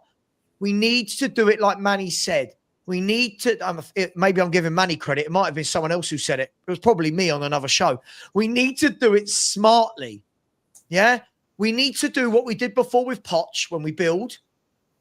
And then is the moment where Daniel Levy's got to be able to turn around when we're at the peak of our powers and say, hey, look at the team we've built. We're finishing second, third, fourth every year. Now join this revolution. But that's the difference. Sorry, I mean, Lubo, I'll bring you in. I'm not going mad here, am I? With this whole, when people say, why can Man U do it and we can't? Isn't it bloody obvious why Man U can do it and we can't? Cast your mind back 20 years. As soon as United came in for Carrick and Berbatov, you knew they were gone. Bye-bye. That's right. When United came in for a player, they would buy, if it was from an English club, none of them had any chance. They never normally won. The other thing is, which basically goes on with what we're saying here, is I said to everybody before that Europa Cup that, yeah, okay, it was for Man U to get in the Champions League. We needed to get into that, to get into the Champions League and that, to basically rescue Spurs, to try it and get us somewhere. Man U didn't even need to win that. They can look at the cup and say, we've got plenty. They didn't win the cup, fine. It didn't get them in the Champions League. But Man U have still, I said they would still go out and pay the money and buy players, pay the wages, and still be able to pull players in there without even winning that cup and getting in the Champions League. Easier, a lot easier than we would. And look who they've already been out and going for. They're already doing business. Man U are the biggest club or second biggest club. It's either them or Real Madrid in the world, for God's sake. Yeah, I know. Okay, in the past 10 years, they've won a couple of things still. Their past 10 years haven't lived up to what they were 20 years before. But like I said, they are the biggest club on this planet, for God's sake. They can do that. They didn't need that Champions League to rescue them as such. It would have helped them a lot. They didn't need it like we did. They're just a massive club. They're the biggest English football club, followed very closely by Liverpool. The global reach is enormous, just enormous. People come from all over the world to Old Trafford.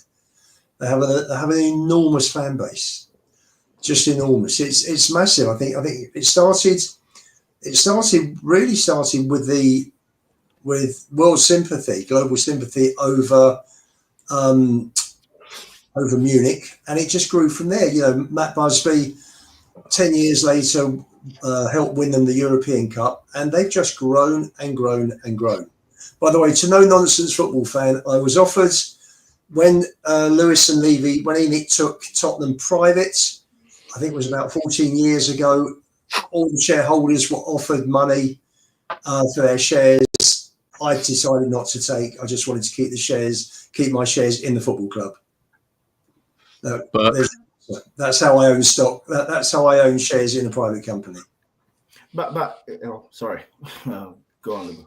Not enough to get rid of Levy, unfortunately. But there you go.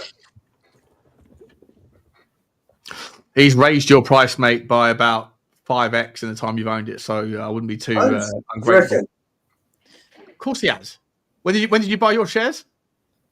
98. He's raised your valuation by about 10 times. 100x. Yeah. Levy has made us. You should be worshipping the ground that he walks on, mate. It's the best investment. It's almost as good as Bitcoin. What are we doing here? Sean, I was with another shareholder who's a massive Arsenal fan, a massively wealthy guy, and we were talking about a year or so, 18 months ago, and he reckoned the shares at that time, I think, were worth £6 each. By the way, just quickly before we move on with football, sorry, Kill It Boy. Listen, I answered this very same question the other day. I think, first of all, I'm going to say it. I'm truly, truly baffled how any grown-up doesn't understand what I'm about to say here. I hear this all the time. So how comes Chelsea and Man City got the pull when they were both rubbish for ages, blah, blah, blah, blah, blah, blah, blah, blah, blah. Well, look, first and foremost, let's say Chelsea weren't actually rubbish for ages. Chelsea were actually just starting to win Europa Cups, right? FA Cups, League Cups. When they got their money investment, you've got to remember at the time, they were the only club that were doing it. If you will remember, right, we're going back to what, 04? About 04, 03, whatever it was that Abramovich came in. Chelsea's, everyone else money there. Chelsea went, boom, we're there. So Chelsea literally went out and could blow everyone out of the water. And Chelsea were the first team. I could go back to Blackburn. And there were no rules either, were there? No. There was no rules. I could go back to Jack Walker's Blackburn if we're going on a lower scale. But Chelsea were the first team with the mega billions that could just go boom, boom, boom. You. Then Man City, about 10 years later, came in and Man City could do it. The problem we've got is, and again, I don't know if I'm just trying to use logic and common sense here. The problem you've got now, Kill It Boy, there's a lot of rules now implemented in football, meaning that people can't just come in and do that. Second of all, City have money, Chelsea have money, Arsenal have money, Man United have money, Villa have money, Newcastle have money, Spurs have money, Forest are spending money, right? There is money being spent everywhere. So even if Spurs now went and got a Man City owner, there's no element of surprise. There's no one-upmanship now between us and the other clubs. So we kind of missed that boat if you wanted to do a Chelsea or Man City. Someone on the chat will tell me if I'm wrong, but for me, it seems it's that simple for me, guys. Am I wrong? Oh, if I remember it right, we're the ones who could legally spend the most money without all the others coming onto us as such. So just as a random number, we could go out and say with a PSR, we could go out and spend 400 million or 300, whatever it is, before we get looked at. That's the problem Newcastle have got at the moment. They're the richest. They've got the richest owner on the planet. He's the trillionaire or whatever, for God's sake. But they can't spend that money because of the rules and the income and everything. We can actually spend that sort of money before we get looked at a lot more than a lot of other clubs can. Could we just reflect for a second how silly? Who's the manager who owned who was in charge of Chelsea when Abramovich first took over? Claudio Ranieri. Right? Yeah. Abramovich comes in and goes, "You can have anyone you want. Who do you want?" And I don't think he took it literally. He went, "Anyone? Yeah. I'll take Jeremy from Middlesbrough." We could do with a Jeremy in midfield at the moment. And then Jose Mourinho come in. Yeah, Mourinho went, really? That anyone, one. Yeah. Let's it's like when you first win the lottery and you're not really sure if it's real, and then someone phones you up and goes, "Listen, we'll give you a 10 million line of credit. Do what you want." All right, I'm gonna take a little cheap holiday to Greece to celebrate, just because I just don't quite believe it. Jeremy was the Greece holiday. Jeremy was the EasyJet of wealth. EasyJet Premium. He didn't go as far as to get first class or anything. He got EasyJet Premium. I'll push the boat out a little bit, see where we're going with this. But the thing is, over time, what's happened is those clubs that weren't massive clubs have built that massive culture. So now when you go abroad, there are Chelsea shirts everywhere, City shirts everywhere. Winning breeds winning. And players, the last 2 years where everyone's gone, "Oh, Chelsea are shit. Chelsea are a mess." While their new owners were figuring things out, big players still want to go to Chelsea because you know what? They know sooner or later they're going to figure that shit out. They know that they're going to do it. They're living off of the deceit of Roman Abramovich. Let's be honest, Nick. All of the crazy FFP, like they had all the money in the world, they still cheated, Man City, we all think still cheated, but they're still waiting. That by the way, that delay there is insane. Why it is that the City defending lawyers put in their final pleas or whatever in December, and it's now June, and we still haven't heard shit about it, is an absolute disgrace. But way back, Chelsea did exactly the same thing. All the money in the world and still cheated. And Abramovich, cheated to get Willian from Tottenham at the training ground. He paid his PA, that sexy PA, millions off the books in property to be able to get around putting her on the staff bill, all those things. And they won cups and trophies and league titles in that period, so that they are still to this day living off of the brand that was created when they were cheating. And to your point, Savva, when Chelsea picks up the phone, people go there. Why? Because they've won so much. 75% of all of the trophies that have been won in the last 15 years were won by two clubs, right? City and Chelsea. Both of those teams were relatively nowhere in the history, in the annals of history. And a lot of that stuff happened in periods when those guys were both, Man City unofficially, allegedly, but Chelsea officially were cheating. And when Bowley came in, he went, "Oh, can I just give you 100 million quid or whatever it was to kind of get us out of the shtick?" So we have to compete with that. People go, "Oh, that doesn't affect Tottenham." It does affect Tottenham because it's an uneven playing field where, to this day, even if Chelsea are still doing things within the books, within the rules, they still have the benefit of the brand that was created in periods when they were cheating. And the other thing, Sav, in terms of clubs who are big, I used to help old friend of mine who was selling football merchandise in the markets and what do you call it? Stalls.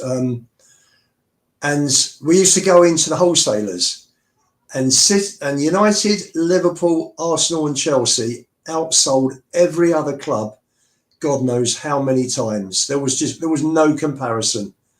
He had to keep restocking God knows how much of those four clubs. And the guy I was helping, massive Arsenal fan, so he was happy. He was selling loads of his own club. They just flew out. Spurs, West Ham were probably next, and after that, long way down to clubs like City. I'm going back now. Must be going back 14, 15 years, and it was and those four are still enormous. They're massive and getting bigger. Football itself is getting bigger worldwide. I mean, you look at the money it makes over here in the Premier League. Even someone like Crystal Palace and that bring in more money than Inter Milan and AC Milan and Roma and everyone else in Italy, for God's sake. Yeah, we are that big. Another thing we've got at Tottenham, that stadium as well. There's several other massive clubs out there that need to rebuild their stadium. And if we go at it, the time that we actually built that stadium couldn't have really been any better for what we paid for it. Because you could easily say now, with the pretty much everything is 3 times the price of what it was. To build that exact same again stadium now, probably about 3 billion. Exactly. Man U, they need to basically rebuild the whole lot. Chelsea, sooner or later, they got to do a stadium. Newcastle, they're talking about it. Liverpool, they're talking about rebuilding half of it, possibly even moving it. There's a lot of big clubs in the Premier League now that they're now looking, sooner or later, they got to build a new stadium or add on to that stadium. And for what we paid £1 billion for it, after COVID and everything else happened and everything trebled up in price, like you just said, that stadium now is easily £2.5 billion, £3 billion. The other clubs have got to do that as well now. That is one bit we do have an advantage in. Dan, interest rates as well. I think 650 out of the 800 million is at 2.81. And I think are you becoming an accountant, Lubo? The last time I was on this show with you, mate, you had a go at me. You were like, "Sure, we're football fans. We're football fans. We're not accountants. Your spreadsheet FC, Butler." Do you know the problem is I've been Butlerized. That's what's happened to me. No, but it's true. The thing is, the money is such a big thing in the football. It's sad, but it's true. Like what we were saying, where it came from. Yeah, you need to finish in that Champions League regular to make sure you've got the income to go up to the next level and also get cups in. It's not good, but it's the way it is. I'll happily finish bottom half and win an FA Cup. That won't work. Like, let's be serious. That won't work, right? My point, though, Dan, on what you've just said, is you also need an ownership that wants to go a little bit further. Yeah, of course, I agree. And I think that's where sometimes, you know, people are frustrated, because you do have us get to the cup, to the top four regularly, like Poch did, and when Poch needs that extra oomph from the ownership, we don't go to that next level. Cool. That is the problem. I said that earlier. I agree with what you're saying. We just don't go. We haven't got owners who want to win on the football side. Business side, we've got some of the best owners you can get in football. Like it or lump it. Don't want to bring it into the Levy thing, but when it comes to the business, he's probably one of, if not the best out there. When it comes to the football side, that's not important. The non-football side of the business, the non-football side of the business. Let's keep it clean down the middle. The non-football side of the business. That's what I just said. Yeah, well, yeah. The business side, we've got one of, if not the best chairman in football, full stop, of the size he has made Spurs, considering we have won nothing and that, and made us the 8th richest club in the world, for God's sake. On the business side, we have got probably the best businessman in football. On the football side, he's not there to win and win at football, and that's where we need a new chairman if we want to go further in football itself. Didn't he just win the Europa League? Oh, we're all leaving it tonight, boys. I was waiting for that one. No, I'm listen. I'm not leaving in. But what makes me laugh is when people say he doesn't want to win at football. Why do we keep getting to finals then if he doesn't want to win at football? Okay, he's not so bothered about it as he is about the money, as the business side. Okay, right. So now we're already. Right, and again, so now it's a subjective call of how involved is he, how interested is he, rather than he's not interested. Now it's just on a degree of like 1 to 10. What are we talking about? See, I love the way we're manoeuvring the goalposts on every level, every department of Tottenham right now. There's a shifting of the playing field. I love to see it, Savva. I love to see it.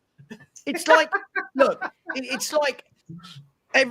Look, as I've said, I'm Levy out, but probably for different reasons than like Lubo is Levy out.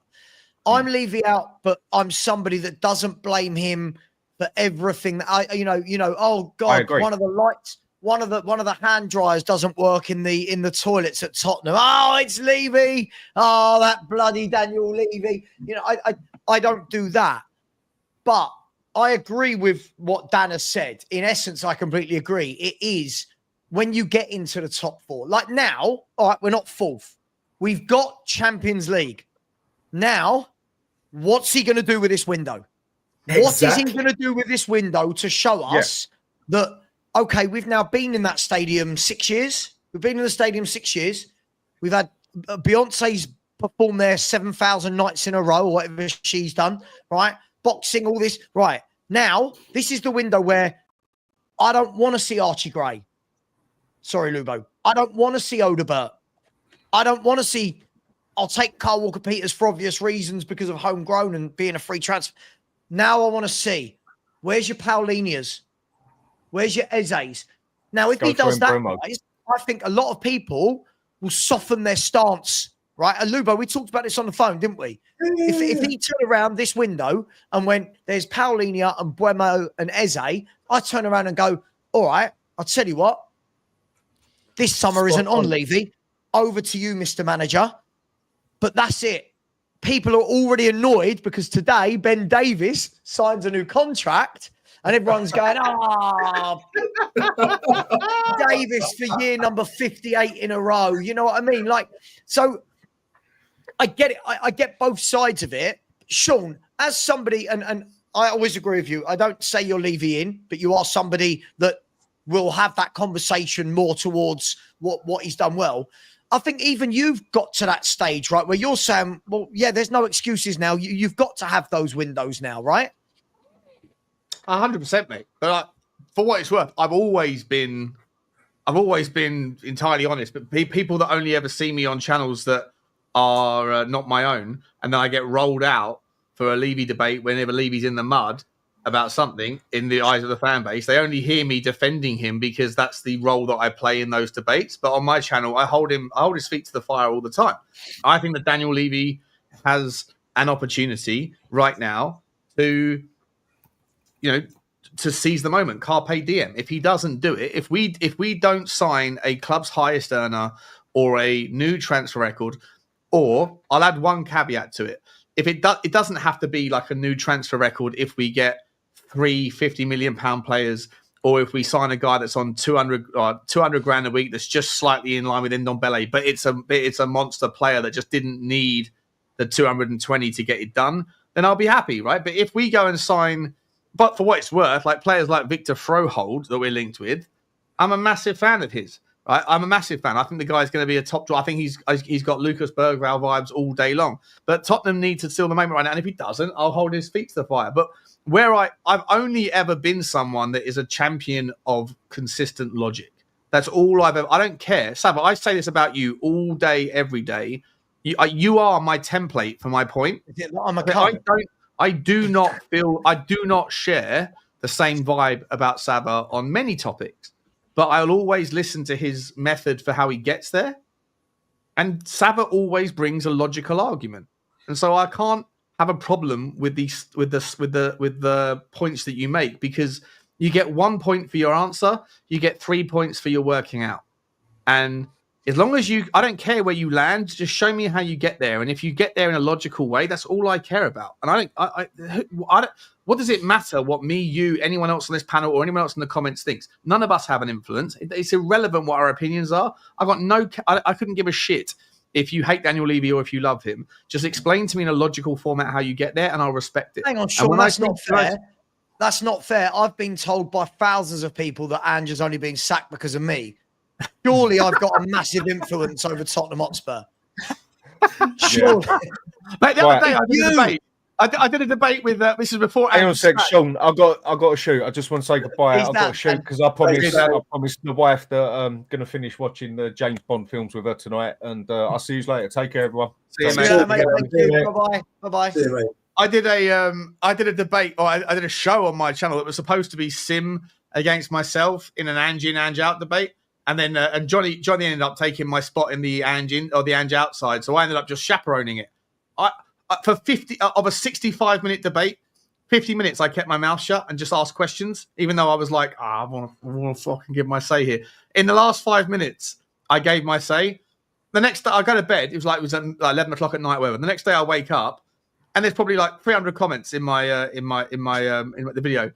99 of them were, Sean, you're a disgrace. You're outrageous. You're going to get, it's the wrong narrative. You're going to get Ange sacked, doesn't deserve it. I'm like, I didn't say anything. I wasn't involved in this debate.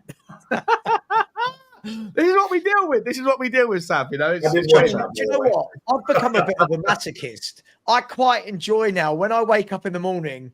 I have my shower, brush my teeth, whatever, and I go, all right, let's have a look. Oh, bloody hell, there's 400 of them. Right, hang on. How many of them are held for review? Because, oh, my bloody God, this person wants me to die. This person's going to fuck my wife.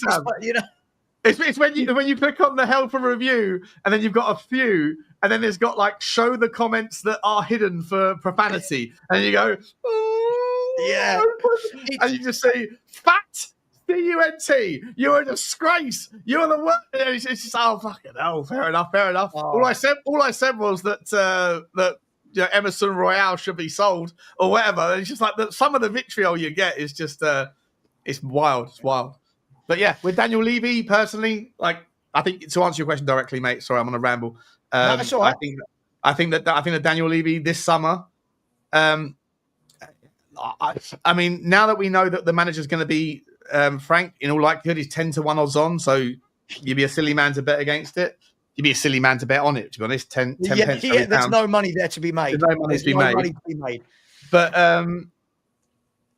like now it's over to the board, right? Whoever's in charge, I don't know what's going on at the board level. There's definitely something going on which is weird, but like over to them to kind of to give this guy what he needs to give him a running start, because and if he doesn't, if we still hang on to this notion is sell to buy or that there's no money here, then I will never be like Lubo is, but I'll certainly be holding his feet to the fire and call him out for exactly what he's doing, which is missing the boat, missing the opportunity. Because right now, it's not just about what's happening at Tottenham. You have to look around the external factors, like your competition. Correct. And you have to look at Aston Villa, who have been a major threat the last 2 years, that are sort of eating our lunch a little bit. And now they're in a little bit of strife because of an unfortunate set of circumstances that affected them. And, they're probably going to have to sell a few of their top players, and they might get a little bit of help from Saudi. But either way, that's like, you can't sleep on that. Newcastle United still limited by what they can do. You can't sleep on that. Like, these opportunities are momentary at best. And if you let it go because there's a bit of a boardroom struggle and people are fighting for power, then you're missing the fucking trick, and you're missing the whole point of what football's about. So yeah, this summer for me is it's the biggest one for years. Let me ask you all. Let's move on. I want to move on to the Ben Davies news, and then I want to talk about Frank, right? And you know what? In a strange, poetic way, I love that Frank is going to be our manager because of my little Frank that went. I know that sounds pathetic, but I was like, it's lovely. It's my He's Frank. with you still. He's still here, yeah. No, this one. No, I'm saying he's back. You know what I mean? I Like, was going to say, yeah. What do you know that I don't? I'm sure I've got his ashes downstairs. I'm sure. No, but this is you can mention his name 17 times a day, mate. He's going to live vicariously through the Dane. Yeah. A great Dane. Because when my wife said to me the other day, shamelessly, I came in from getting my hair cut.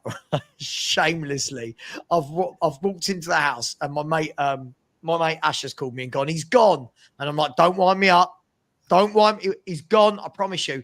I've gone into the kitchen where the missus is sitting doing a video call, and I've gone, he's gone. And she's like, shut up. I'm on a video call. I'm like that. Put herself on mute, and she went, who's getting it? And I went, Frank. And she went, oh, Frank.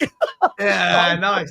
Anyway, guys, where do you lot sit with the Ben Davies news? Because obviously I've woken up this morning to about 30 people sending me the screenshot of Ben Davies having his contract extended. Some people saying complete lack of ambition. This is ridiculous. Other people saying it's been extended so that we might possibly get a fee for him. Manny, let me start with you. Where do you sit with this? This is season number 12. He is the most experienced player at the football club. He is 3 appearances, I believe, away from being our most capped player in Europe ever. And where do you sit on the Ben Davies news? Everyone in the chat, go for it. I know what I'm going to get from the chat. Manny, what do you make of it? I personally couldn't care less. And just bear with me on that one, right? Because the reason why I couldn't care less is within that position, we are technically quite stacked, right? We've got Christian Romero and Van de Ven, who are our 2 starters. We've got Dragusin, who, if now that we've taken away Ange, as you guys would like to say, right? You would think that he would thrive more in a Frank system than he did in the Ange system. And then we've got Danso. So I don't see it being a massive issue having our 5th choice centre-back being Ben Davies. He's got experience. He might lack in some level of quality, but you would hope that we don't get to the bare bones whereby we need to play him week in, week out. So I don't think that is the be all and end all. I think we've got bigger problems than ranting and raving about Ben Davies being having his contract extended. That's my genuine fair opinion. So let me ask. I'm going to throw it to you, Lubo. I'm going to look at this again, sitting on the fence. I completely agree with Manny in one regard, but if your 5th choice centre back is Ben Davies, what on earth does that mean for Phillips, Vuskovic, and Dorrington? I look at it in a different way. I mean, that will be decided by Thomas Frank.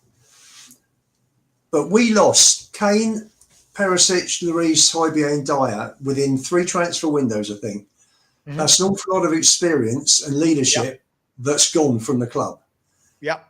to be replaced by Solanke and a bunch of kids. So and maybe Maddison. You couldn't call Van der Ven an experienced player. You couldn't call Dragos in either. So for me, I think while we pick up players who are leaders, we bring experience into the dressing room, which is sadly lacking at the moment. And that's, it's been one of the reasons why, there have been games that we just haven't managed to dig out draws, and games that we shouldn't have lost, that we did. Part of that is down to not having leaders on the pitch, experienced players on the pitch, who can pull players together. Prime example, we've given away a goal at Brighton straight after half time. It's 2-1 now. No, can you imagine like a Roy Keane type captain pulling everybody together? Right, they come straight back after half time. They pull the goal back. Now we lock it tight. Let's pull together. We do this, we do that. We haven't had that. Sonny is not that leader. He's not that captain. And I think Davies. Well, it's funny. I remember seeing the interview with Archie Gray when he was talking about playing centre half, how Davies would talk him through every single game. And that's what you need. You need players with experience that can help the younger, the lesser experienced players. And I think Davies fits the bill. Thomas Frank, in terms of where he's going to play next season, I do think that, Frank will make that decision. So however many games Davies played, let's face it, Davies wasn't the worst player when he turned out for his season. By any stretch of the imagination, he's not the answer. Sure, but he was, and it's nice to have someone like him who can come in. You're going to get a steady performance. I understand that, but now, and I'll ask you, and then move on to Sean with this. Let's assume, and again, assuming makes an arse of you and me. Let's assume Dragosin, Danso, Van der Ven, Romero all stay at Tottenham, right? Yeah. Surely by having Ben Davies as your fifth choice centre back, doesn't that completely block the path though of Vuskovic, Dorrington, Philip? There's three of them there. Granted, one or two of them might go out on loan. Doesn't it just again mean that it's another chance that we're wasting to develop another younger player? Just asking. I wouldn't. I don't think Thomas Frank will look at it that way. Isn't this what you didn't like about Archie Gray? Archie Gray didn't get any minutes in his position. So aren't we essentially doing the same thing then to those young centre-backs? See, what's happening, Lubo, is your narratives are being challenged. Your previous assertions are being audited by Captain Savva, and it's going to be fascinating to see how you wriggle yourself out of this one, buddy. I'm Ofsted. I'm the Ofsted of football, mate. Last term, you said, and this term, Lubo, by the way, I'm just playing devil's advocate here, right? The Ben Davies thing for me, I had no doubt in my mind Ben Davies was going to sign a New Year contract. It didn't shock me when I woke up this morning at all. But for me, I think that probably tells us more that one of the others is going to go rather than that he'll be fifth choice. I just don't know what it means for the kids. The other option is if Wrexham are serious and they want to push it through, Spurs can now get a transfer fee. But that's the problem here. This is where Savva's auditing Savstead comes in, mate, because Savva already positioned that as a potential scenario, and you said I come at this from a different angle, and now you're just repeating what it is that Savva already suggested. So ultimately, you've been cornered. You've been cornered by the Savstead methodology here, mate. And I think you should just own it. You're not going to butlerise me here. Butlerisation and Savstead. I love this. This is brilliant. It's a new word for YouTube, isn't it? You've been butlerised. I'll tell you, Alex, if you put this comment in one more time, dude, you've put it in about 19 times. I get it. I get it. Anyone who is massively leaving out is using the Ben Davies thing now as another reason to. He is right, Sav. He is right. It should have been Thomas Frank's call. It should have been his call. Should have been, but he's not our manager. Hold up. You can't possibly be defending the Levy out narrative that has emerged in the last 72 hours. It's ridiculous, mate. These guys, people that are called, I fully respect the movement, but I fully respect it. But a little bit of advice, if it gets back to them, a little bit of advice is pick your moments. Pick your battles. When you go after anything and everything with every stick that you can find, you end up losing credibility because it doesn't come across like it's balanced. And when you go after, when you say things like, I've seen galore the last 48 hours after ANGE was sacked, which was this, it's a disgrace, project failure, right, was what I saw all over Twitter. There was a hashtag, project failure. Where was the failure? If you're Ange in and you're mad at the board because you sacked your guy, how can you call him a failure when he just won you the Europa League? And if you were Ange out and you're mad at the board, why are you mad? Because you got your way and the board did what you want, which is Ange out. But calling it project failure is opportunistic and it lowers the level. It makes you come across like it's almost childish. Wrong word. Churlish. It's churlish to take advantage of every opportunity whichever chance you get to pick up any stick, no matter how big, how thick, how much girth is on that stick, to try and whack it towards Daniel Levy. It's silly. And the Ben Davies thing is also silly. It's so silly, mate. And it's just, you end up losing the moderates because the moderates that are logical sit there and go, I can't get on board a movement that are just completely, like, they're so deep in their trench, they're so deep in the bunker that they'll just, anything will do. It doesn't come across right, man. And like these people that have got a willing movement and a credible narrative, they lose the credibility by jumping on any chance to say, we take credit for people like Donna Cullen leaving. That was embarrassing. Come on. Even Lubo, I know it's your boy, I know it's your thing, mate, but like Donna Cullen, that whole thing, like, that's just because of us? No, come on now, guys. Sorry, let me just. Probably more to do with Carrington. I'm jumping off, so I just want to say, Manny, thank you very much, mate. Shawnee, Manny's jumping off before it all gets butlerized, Savstead, and lubified. You know what I mean? Like, Manny, thank you, my man. Listen, please get over to Designated Hotspur and subscribe to Manny. He's got to go. He's got his little one with him, so obviously that's more important. Just before you two have a row about Levy, because I can feel it. I just feel it. No. I'm not in the mood for a row tonight. I don't want to do that. I'm joking. We're going to talk about Thomas Frank. Big up to Future TV, who has said, big up Savranall. The logo was begging to be done. Is that the what logo is that? Is that the what's his name? Is that Usain Bolt? He's doing the what's it called? What's that thing called? Yeah, the whip. What is it? it? A whip or something? What's it called? Anyone in the chat? What is it? Big Anyone up below the age of 25, let us know what that is. It's the dip. Is it called the dip? The dip? The dap? dip? Is it the dap? Something like that. It's something like that, isn't it? Dip or dap or something? I don't know. I've got no idea. I've got no idea. Big up to Future TV. There you go. The dab. Big up to Tim Man. Hang on. Let me land. Latest rumor: Tottenham Hotspur FC reportedly finalising a 4.5 billion takeover by the Malaysian sovereign state-owned oil and gas giant Petronas. This will include Levy leaving. Tim Man, we did talk about this earlier, where Eugene was telling us that if that did happen, that the Malaysian people would lose their mind. I text my brother, who's like the head of Asia BP. As a gas trader, I went, is this true? He just sent me a laughing emoji back. Yeah, I'm not sure. Yeah. I can't see legs in this, but we'll see. Listen, Tim Man, there are lots of talks though about US takeovers, Qatari takeovers. It feels like something's in the water, and we'll talk about that in a minute. But listen, you're always very generous to me, so thank you very much for that, Tim Man. Really appreciate that. Jason's coming again with another super sticker. Big up to you, Jason. Really, really, really appreciate that. Thank you very much. As is Marios with another super sticker. Thank you to you as well. Really appreciate you both. Thank you. And then Moose, who obviously followed me over here from Sean's channel, actually. So big up to you, Moose. Said, the more I watch videos of Frank and look into him, I'm more confident he can be the next Poch for us. Build this team into a contender as well as develop the rich young talent we have. Moose, I've said this. By the way, I've not got on the Frank bandwagon since it was announced. I've said all year, I will take anyone who's listened to me, Lubo, you'll back me up. I've said I'll take Silva, I'll take Frank, I'll take Iriola.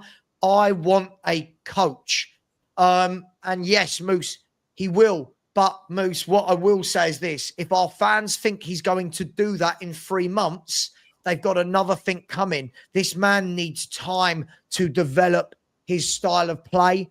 He will tactically adapt, and I can assure you this, he will not lose 22 league games next season. I can assure you of that. Big up to you, Moose. Really appreciate that. Guys, on the back of... Go on, Lubo. Can I just answer no nonsense football fan? I'd love you to. What time is his comment? 9:28. 9:28. Hang on. Lubo with his fucking receipts. 9:28. 9:28. It's at 7:45, Savva. It's one of the first comments of the day. There you go. I live the contradiction. Protest Levy, definitely. Buys a season ticket, love the team, hate the regime. Wants new players and higher wages, better players that are worth higher wages, but says every player is great. That's where you fell down on it, no nonsense. Oh, you were doing so well. I don't think it was you're doing well up to then, but I don't think we've got any players currently that are great. I don't think that's a bad summary of your stance, Lubo. The last one that was great that we've had was Harry Kane. I love this. Look, listen. I think conversations are funny, and no nonsense football fan is a bit of a laugh, so it's all good. But listen, I want to talk about Thomas Frank, guys. There are so many videos going around now of this man giving team talks, this man giving tactical masterclasses, talks about him from other coaches, podcasts. I think a lot of people are starting to warm to him in the last 24 hours. I think it was the initial shock of, what? We're getting a manager from Brentford. I can't complain, guys. I've got nowhere to hide. I want a manager like this. This is me. I love the coaching side of it. More than that, Sean, I'll start with you. I really like the fact that he's very good with the press. He's very, very good in his interviews. I like that he's cool, he's calm, he's collected. More than anything, Sean, I like that he is tactically flexible. And I'm going to steal this from Daigle. He said he's tactically flexible with a calming presence. What's your thoughts now, Sean? You've had 48 hours to come. Is that Brian Daigle, who I love to pieces, who's spent the last 48 hours saying that the club are a disgrace for getting rid of Ange, and now he's saying that he loves. Okay, fair enough. Listen, he thinks the club are a disgrace, but he does like. So he's happy, but he can't be happy that much because there's an opportunity to be unhappy with.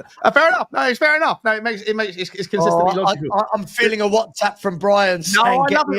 Though. I love Brian. It's all love. It's all love. But I'm still going to call it out. That's what I do, right? I call out anyone. Savva, if you said something that was silly or illogical, you know what? I love you to pieces, but I call it out. Listen. I wasn't particularly blown away by the idea of Thomas Frank 48 hours ago. I actually put a tweet out saying, can we not do something a bit better than him? Possibly not. If not, then all right. I'll back the club either way. But actually, over the last 48 hours, I have very much warmed to the idea.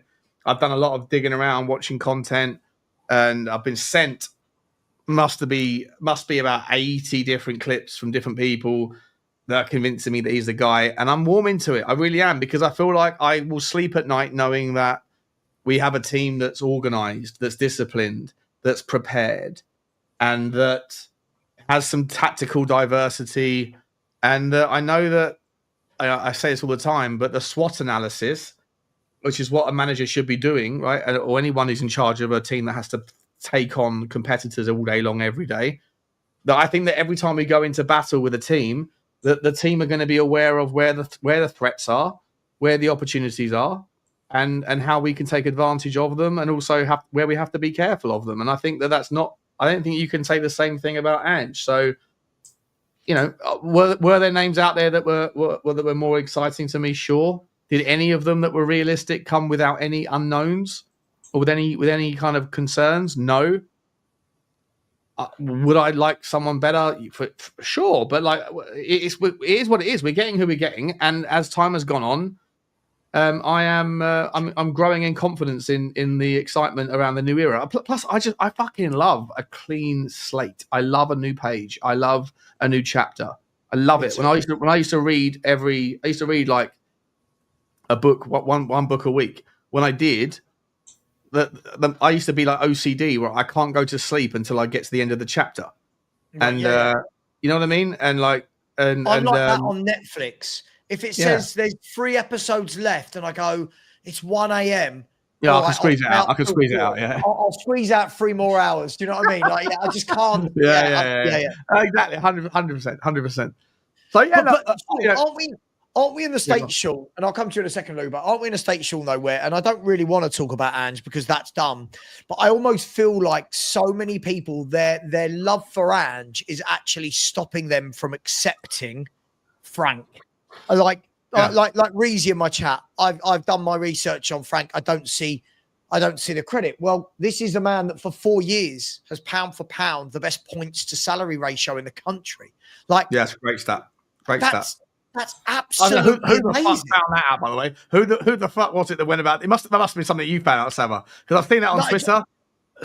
Someone out there has gone and done some digging to make that one make sense, and it's great. Is it you? Lubo's taking credit for it. Lubo's taking credit for it. Listen, I just think that's amazing in all this day and age where people, like, if we're going to use, right, people like Reezy. I love Reezy. He's always in the chat, and don't worry, Reezy, you'll get there. Your guy's gone. You're going to get there soon. Just go through the, what was that song? Who was that band that they did the song about the 7 stages of grieving? It was, I don't know, whoever it was. Danny is the lead singer. Danny something. I don't know. Anyway, McFly? Right? No, not McFly. No. They sung, anyway. And it's so funny that these same fans that would tell me, but we can't compete with those clubs because we don't pay the wages. Okay, so now let's do the Ofsted thing again. Okay, well, now I'm going to apply that same logic to Thomas Frank, who's got the 2nd lowest wages in the league and is finishing 10th. So by that metric, he is punching well above his weight every year. He is punching. Why don't we look at that and go, well, if he can do that with those players, what could he do with ours? Just quickly, before Lubo comes in, just quickly, there's a lot of people on the show earlier. I asked the poll before I even got saying, I said, are you guys happy with Thomas Frank? And Johnny brought it up going, because Johnny's been pretty supportive of the idea of Thomas Frank for a long time. And he's warmed me up. I spent a lot of time talking to Johnny. He's warmed me up to it. And then other people have got me on board. And I put the thing out. Because on my show, every single show I do poll swings, right? So like, how do you feel Ange now, in out, whatever, everything else.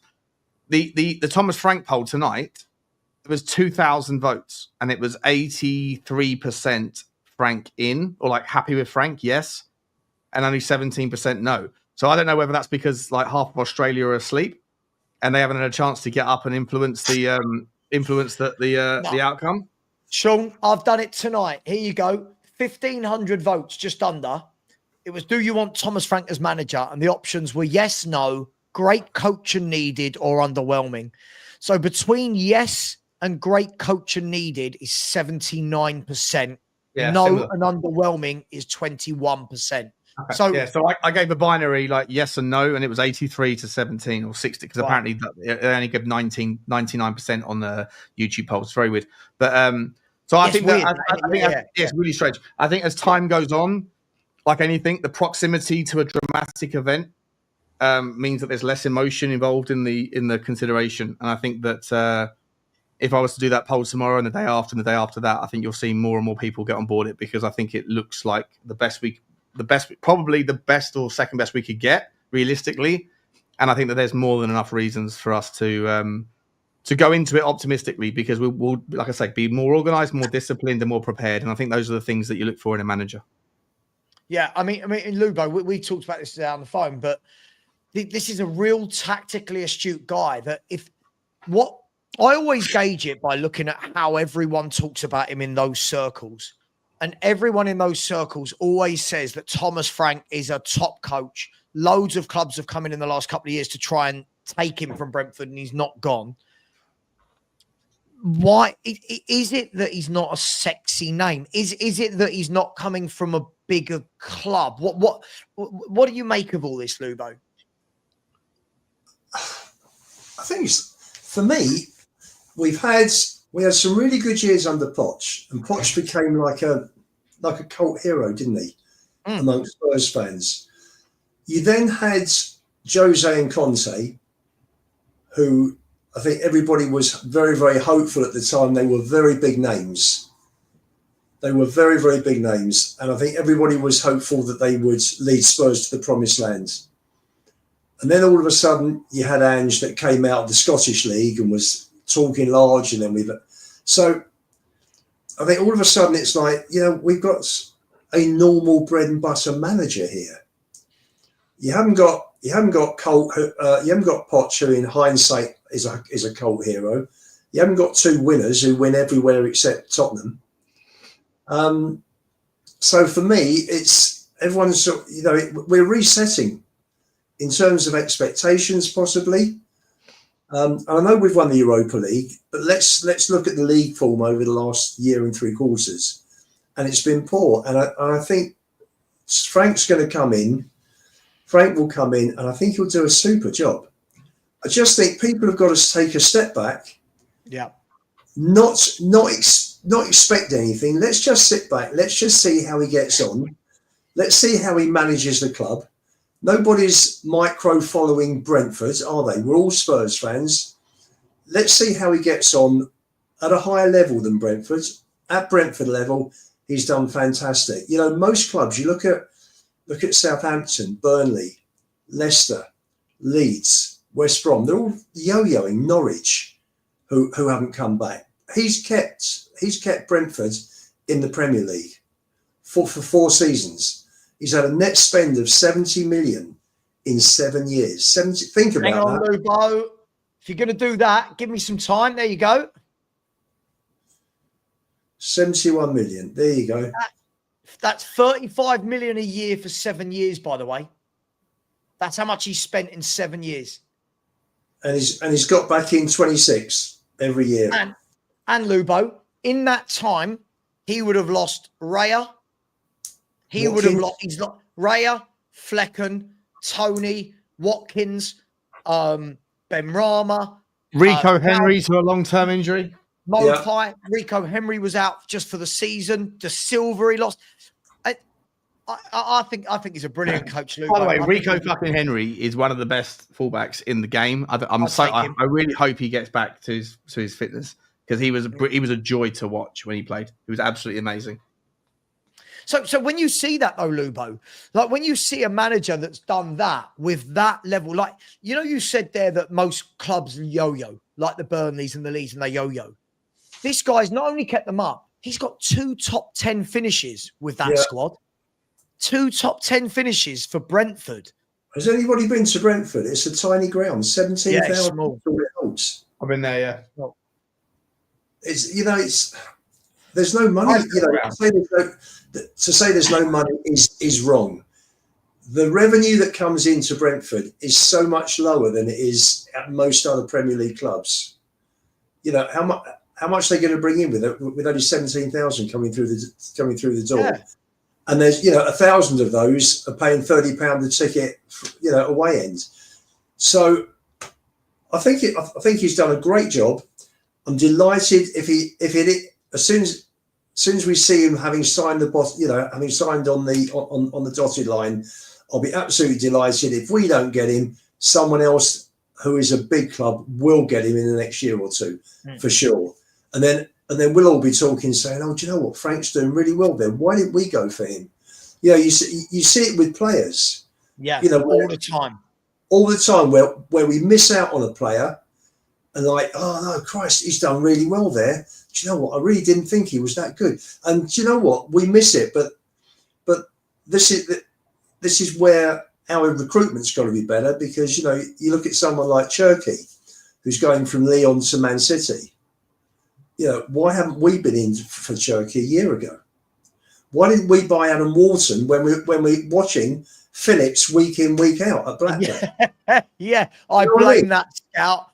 If you've come back from Blackburn and gone, I'll tell you what, they've got a player, and it was actually Phillips rather than... You know what I mean? So yeah. And Wharton's next move won't be to Spurs; it'll be to a bigger club. Yeah. So and it'll be, well, we could have bought him then. So I'm going to use the same analogy for Frank. I'm delighted he's joining. Absolutely delighted. Thank you very much, Ange. He was absolutely superb in a few games in Europe. He gave me a fantastic day in Bilbao, a wonderful day in at Spurs for the parade. But you can't base 2 years on 3 or 4 matches. So for me, I'm delighted we've moved on. I'm delighted that Frank's coming in, and I'm really looking forward to seeing what they can do. First of all in the transfer market, and then at the start of the season. And do you know what? We're not going to lose. We're not going to lose 8-0 to PSG now. That's I'm sorry. Sure. Right. Listen. Reezy, do you know what? Right. I can't block you because you've done nothing wrong. But honestly, mate, you are shameless. You are shameless. I'm going to read out to you, Brentford. I'm going to read out to you Brentford signings. Right. I'm going to read out to you Brentford signings in a minute. Right. Bear with me. Talk amongst yourselves. Well. I'm going to go and get Brentford signings, and then you're going to tell me you would have wanted any of these players over the players Tottenham have signed. You are full of shit, mate. Suddenly we're going to make out that Brentford are signing players every window that our fans are going, oh, I'd love him. Name me the last one Brentford signed where anyone went, I'm jealous. At the time of buying them, by the way, not what they developed into. Anybody? No. No one. No one. This is utterly shameless. What Reezy doesn't understand is what Frank is absolutely brilliant at is getting these players that are scouted and going, I'll work with them. I'll upskill them. We've already got that. Odegaard, Gray, Bergval, Mikey Moore, Jamie Donnelly. We've got that. Vuskovic, Sarr, Adogi. We've got that. We've got that, Reezy. When we're talking about the scouting, I don't think our problem is the young scouting players. Our problem is scouting the senior pros. So again, look, the problem is, Reezy, what we've all seen is you and Matt for a year have sat in my chat and tried to convince us, oh, no, we're not Ange lovers. We'll back any manager. You've now proven you won't. You've now proven you won't, and that it was Ange that you loved. And unfortunately, everyone's seen right through you now, right? And listen, Lubo, do you worry about any of this? Oh, he's never had to play twice a week. Should that be an issue when you're a good coach? If he played twice a week and messed up, then you can turn around and say, well, there's history there. It doesn't look, based on history, he's not going to do well. He hasn't had that. No, like Ange, he hasn't had that. He's not had that opportunity. Let's wait and see what happens. Why is it? I don't know. People cannot be quick. People got to sit back and wait and judge on what they see. The guy's now got. Please God, he joins. He will have an opportunity now at a big club to show how talented he is. Let's see how he does. Let's not have any preconceived ideas. We just don't know. You've got to wait and see. You know, if anybody in the chat here was going for a job and somebody was judging them based on no history, no precedent at all, you would personally be upset that someone was saying, oh, you're not going to make it. You're not going to be successful. So come on, guys, let's give this guy a chance. Let's see how he does. Well, look, let me bring up then. I mean, Sean, look, we'll have a look at this, right? And this is the thing. When people say silly shit, you all know I'm here to get to be the Ofsted. I like what Sean's brought to this channel, the Ofsted, right? Let's mark it. Let's grade it, all right? This is Savstead. This is Brentford in the transfer market, right? So when you're going to wax lyrical about them, Reezy, that now suddenly they're the greatest team in the world in the transfer market, whilst only spending 35 million a year on average and a 10 million net spend. Have a look at this. This window so far. If we had signed Coyote, Kelleher and Donovan, you lot would be ripping the shit out of Daniel Levy, right? I actually genuinely rate Michael Coyote, by the way. I think he's a good player. I understand that, but you know what our fan base is like, right? Yeah, of course. Last summer, if anyone had said we bought Igor Thiago, Vandenberg, Carvalho, Nunes, and Magoma, we would have ripped them a new one, right? Year before, Collins, Sade, Flecken, right? Would have ripped them a new one. Potter, Damsgaard, Hickey, Ben Mee, right? Look at the year before that. Ayer, Onyeka, Visser.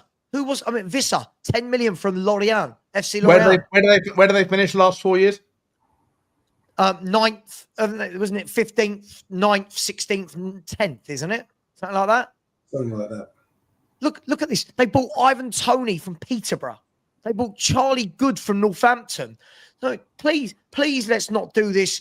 Oh my God, they've got the greatest scouting network in the world, and he won't have that at Tottenham. I mean, Sean, that's a load of shit, isn't it? Sorry. Well, I think there is a legitimate conversation to have, which I don't think anyone will be able to answer, which is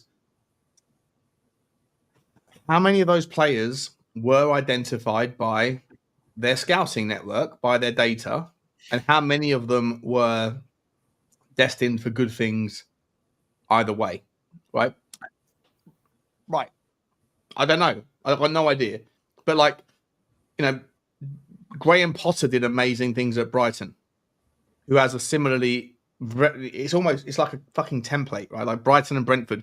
But if you guys are watching this, like go and look into Tony Bloom versus Matt Benham. Like those two were best mates working for the same company, Star Lizard.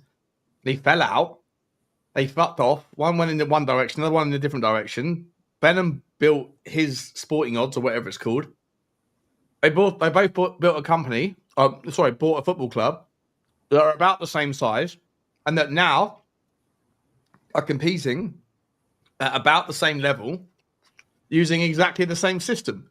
Like it's actually, I don't know why there's not a rivalry between Brighton and Brentford fans. I really don't, because it's like, you know, like our boss is better than your boss type thing. But you know, Graham Potter was thought universally that he's an absolute monster because of what he did at Brighton. He went to Chelsea and fucked up, failed, right? Albeit in a really difficult environment. Then he went to West Ham and he hasn't done very well there. He's got an aging team there, Sean. My point is, sorry, I hear you. I'm not throwing him under the bus, but I'm just saying if the argument that someone wants to make is that, yeah, we didn't know who Visser was, we didn't know who Mbeumo was going to be, therefore look what Frank has done. I'm not making the argument. I'm just suggesting the argument that could be made if someone wanted to. Then to support the argument, they could use, because you can't use it at Brentford because essentially Frank's been there 7 years, but you could point to managers that left Brighton under the same remit with the same body of evidence of doing wonderful things with unknown players. And then that guy leaves, goes to Chelsea, doesn't have the same success, and then goes to West Ham, hasn't had the same start.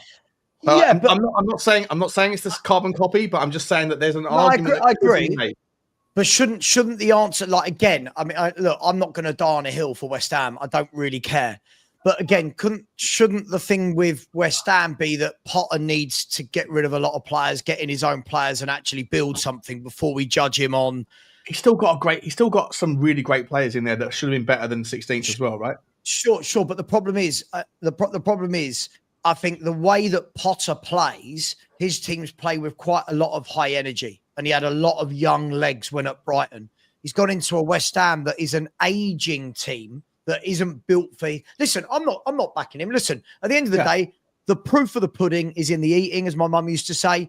Once West Ham have had their summer, let's see what Potter does next season.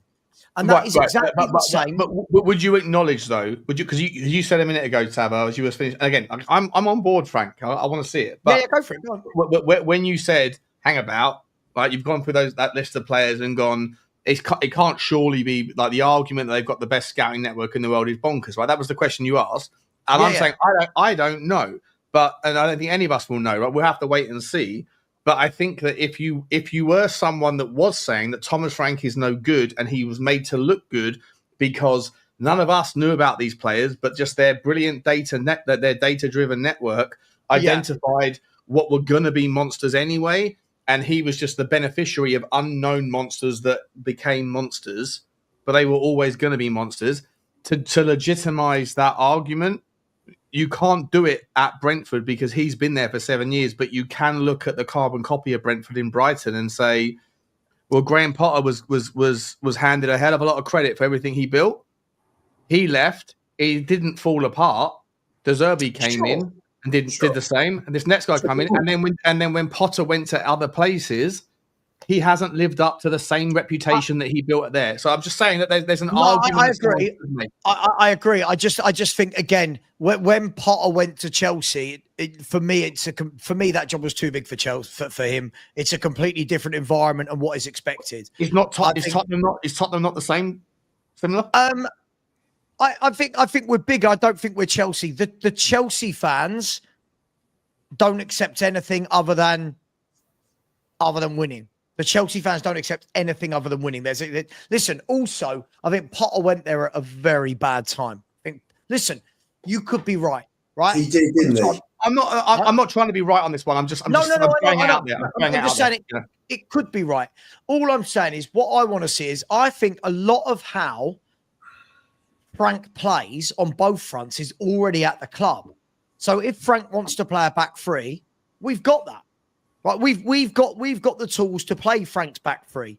If he wants to play the back four with a double pivot, we've got those tools as well. If he wants to play with young, energetic, hungry players like he's had at Brentford with people like Sharda, Yarmouk, Damsgaard, right?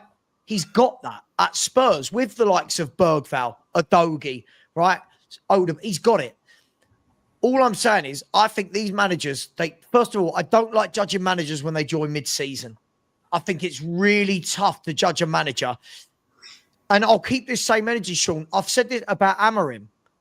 Yeah, I think Ruben Amorim will do a great job at Man United. Yeah. But the problem is the guy before him spent all the club's budget. Yeah, right, exactly. 100% agree with that. 100% agree. Judge Amorim in December, when he's been there a year, had the summer transfer window, had the summer, I think you're going to see a very different Man United. Same energy for Frank. Let him have the summer transfer window. Let him take this team on tour. Let him coach them. But he needs at least 18 months, right? You can't, even if next, I think that, as I've said this 1,000 times, right?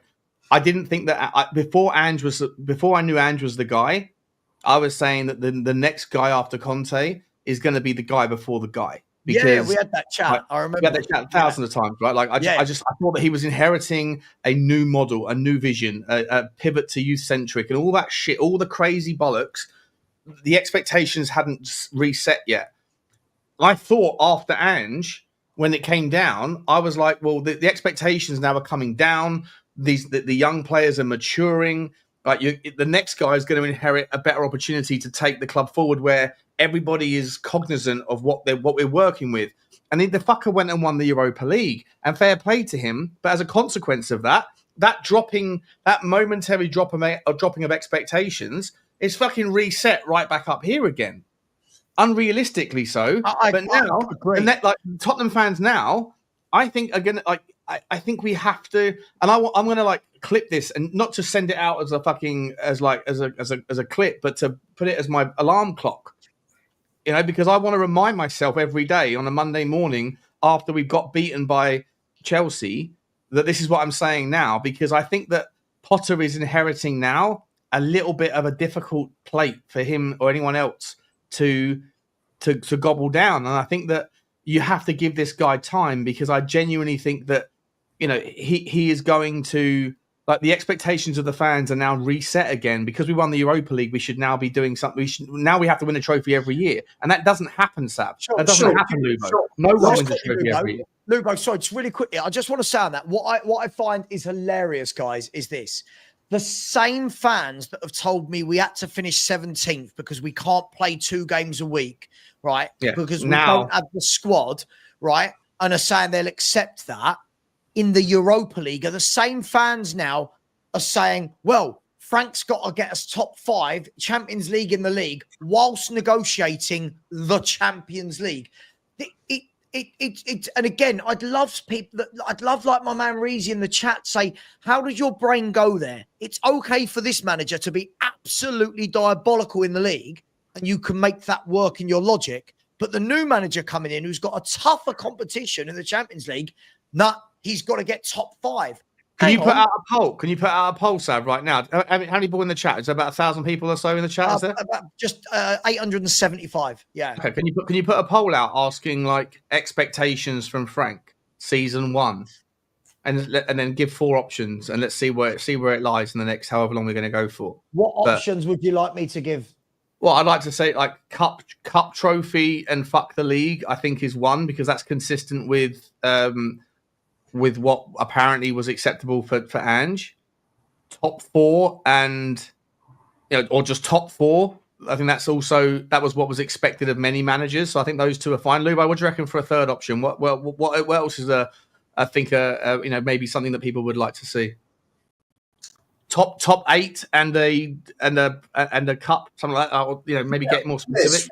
Where do people think we'll finish in the league? Where do people think we'll finish in the cups? And let everybody remember that our squad struggled with injuries the whole of last season. It was under strength.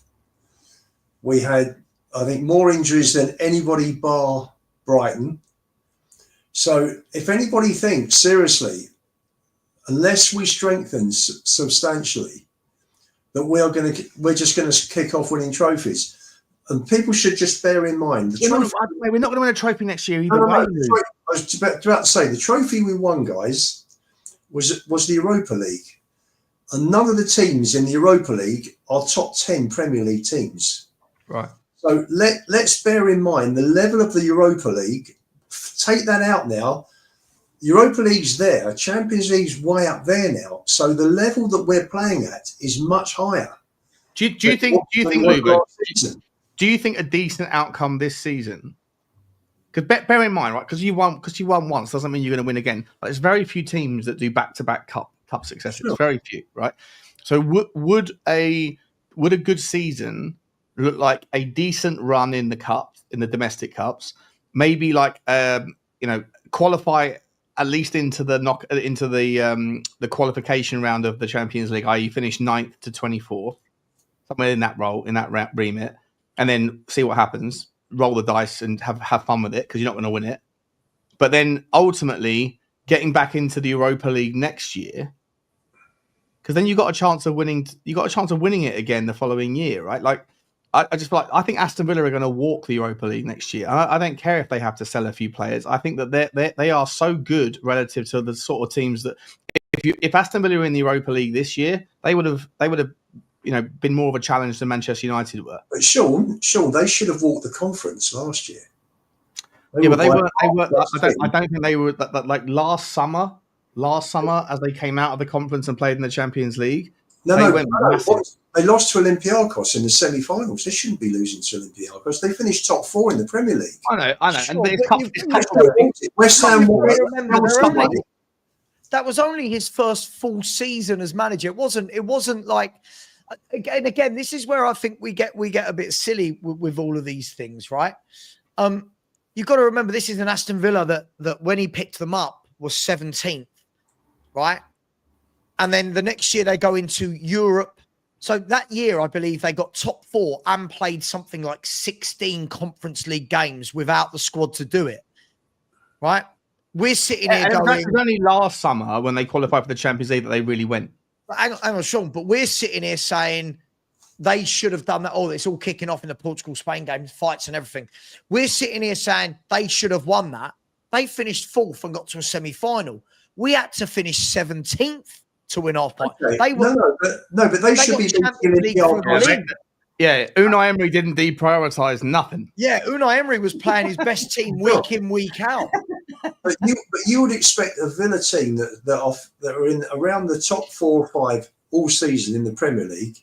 You would expect them to be beating Olympiacos and then Fiorentina in the final, wouldn't you? When did Fiorentina? Things can happen. Wasn't the Villa in cup football, things can happen. Evolving, right? This was an evolving. I think everyone's got to remember what Villa were when Emery picked them up.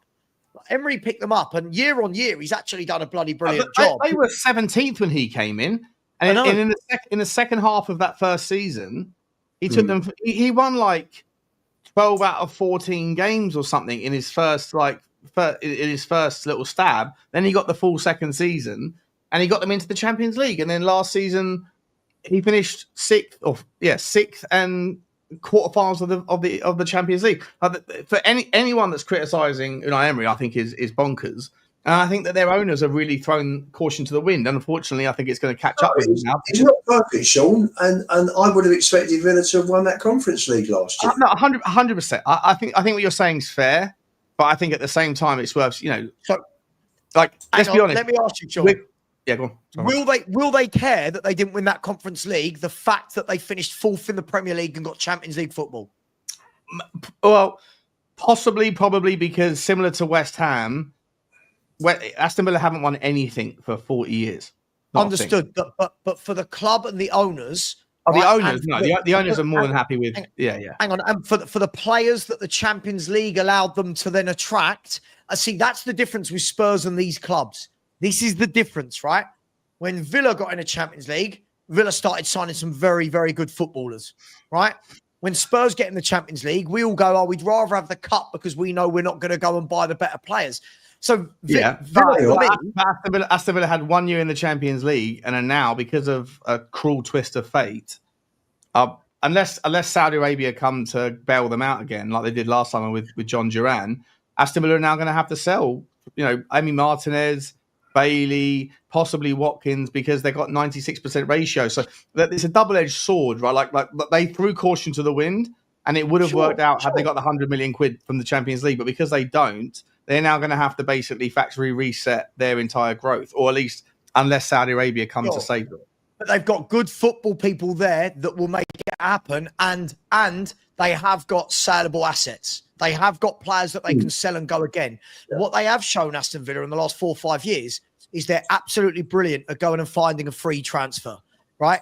So if you look at that midfield, their favoured free midfield was McGinn, Tielemans, and Kamara.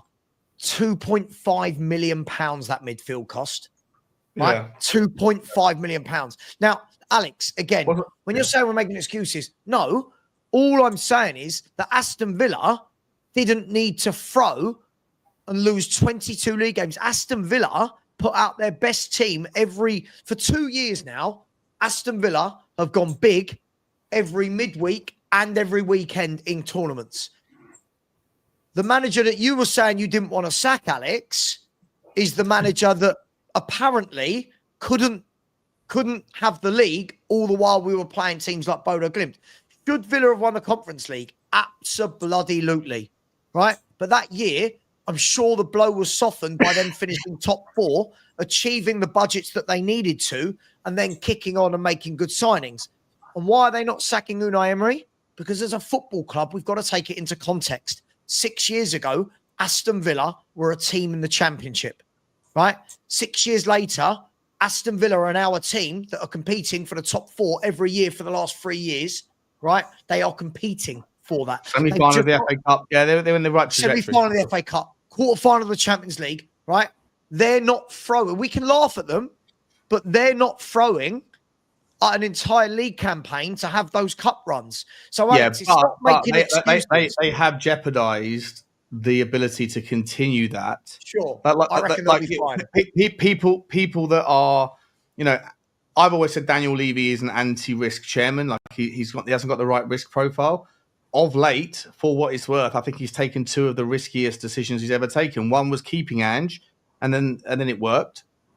And the other was sacking Ange, because I think that's inherently going to invoke the ire, the anguish of people that want to hit him with a stick, right? But Aston Villa owners have taken a different version of risk, which is spending too much money. And, it almost worked for them. Had it not been for a disgusting refereeing decision, then they would likely have got away with it. An extra 100 million quid, they haven't got to sell their... What's going to be fascinating with Aston Villa is how they wriggle themselves around the summer's complexity, because, they have to get that number down very quickly, and how they do that, who they use to do it, whether they do some of the shenanigans, or whether they just sell some of their key assets and then, like you say, Savva, have Monchi in the background that's identifying some talent. I don't know, but either way, it's going to be difficult for Villa to. I agree.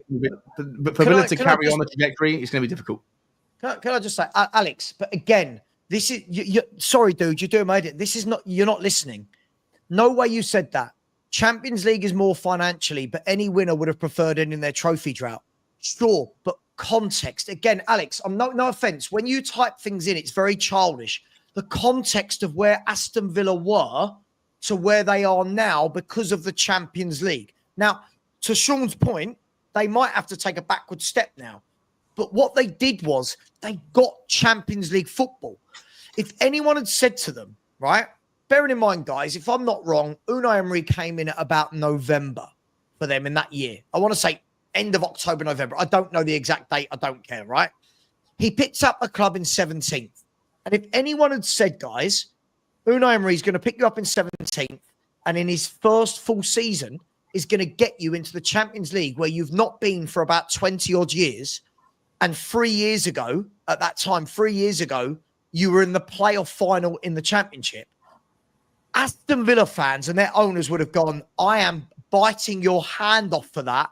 Oh, but we might not win the Conference League. I am biting your hand off for that because of what it allowed them to do. Now, what it did allow them to do is they went big. All right. They didn't get that place. They messed up on the last day of the season. But it allowed them to show that risk, which is what, Alex, all you've banged on about is Levy this, Levy that, Levy. The Aston Villa team did what you want Levy to do, which is show that massive risk, and now you're knocking them for that, right? So context. Aston Villa were a club in the Championship when we were playing Liverpool in a Champions League final, right? And in that time, them getting Champions League is massive for that football club. So, yes, when you're saying ending the trophy drought, no Aston Villa fan I've seen wants Emery out. No Aston Villa I've seen wants the owners out. Why? Because they understand that where they are now to 6 years ago is poles apart. Is that fair, guys? If I'm going to be balanced? Yeah, no. Listen, I was just making a point about the Conference League last year because West Ham won it, Chelsea won it, and you think, well, why didn't Villa win it? Because the Premier League clubs, it's normally England, Spain, or Italy. Right. You are right, Lou. They should have won it. 100%. They should have won it. But you know what? Like on any given Sunday, right? Anything can happen. If Manchester United beat Tottenham in the final, and by the way, we were one worldy moment away from that happening with Van der Ven, and a worldy save from Vicario away from that definitely happening. Because if they equalised, the momentum was going to be in their sails, right? And then it would have gone a different way, and then there would have been no debate about Ange Postecoglou. Amorim would have had more money. They can keep hold of X, Y, and Z and still buy. It's a whole different timeline of reality. It didn't happen with Aston Villa, but I don't remember the specifics of their game against Fiorentina. Was it Fiorentina you said that they lost? Olympiacos. Were they heavily beaten in that game, or was it a close one? I can't remember. I can't think. I don't know either. Can I just say also, Arsenal just as spicy Spurs.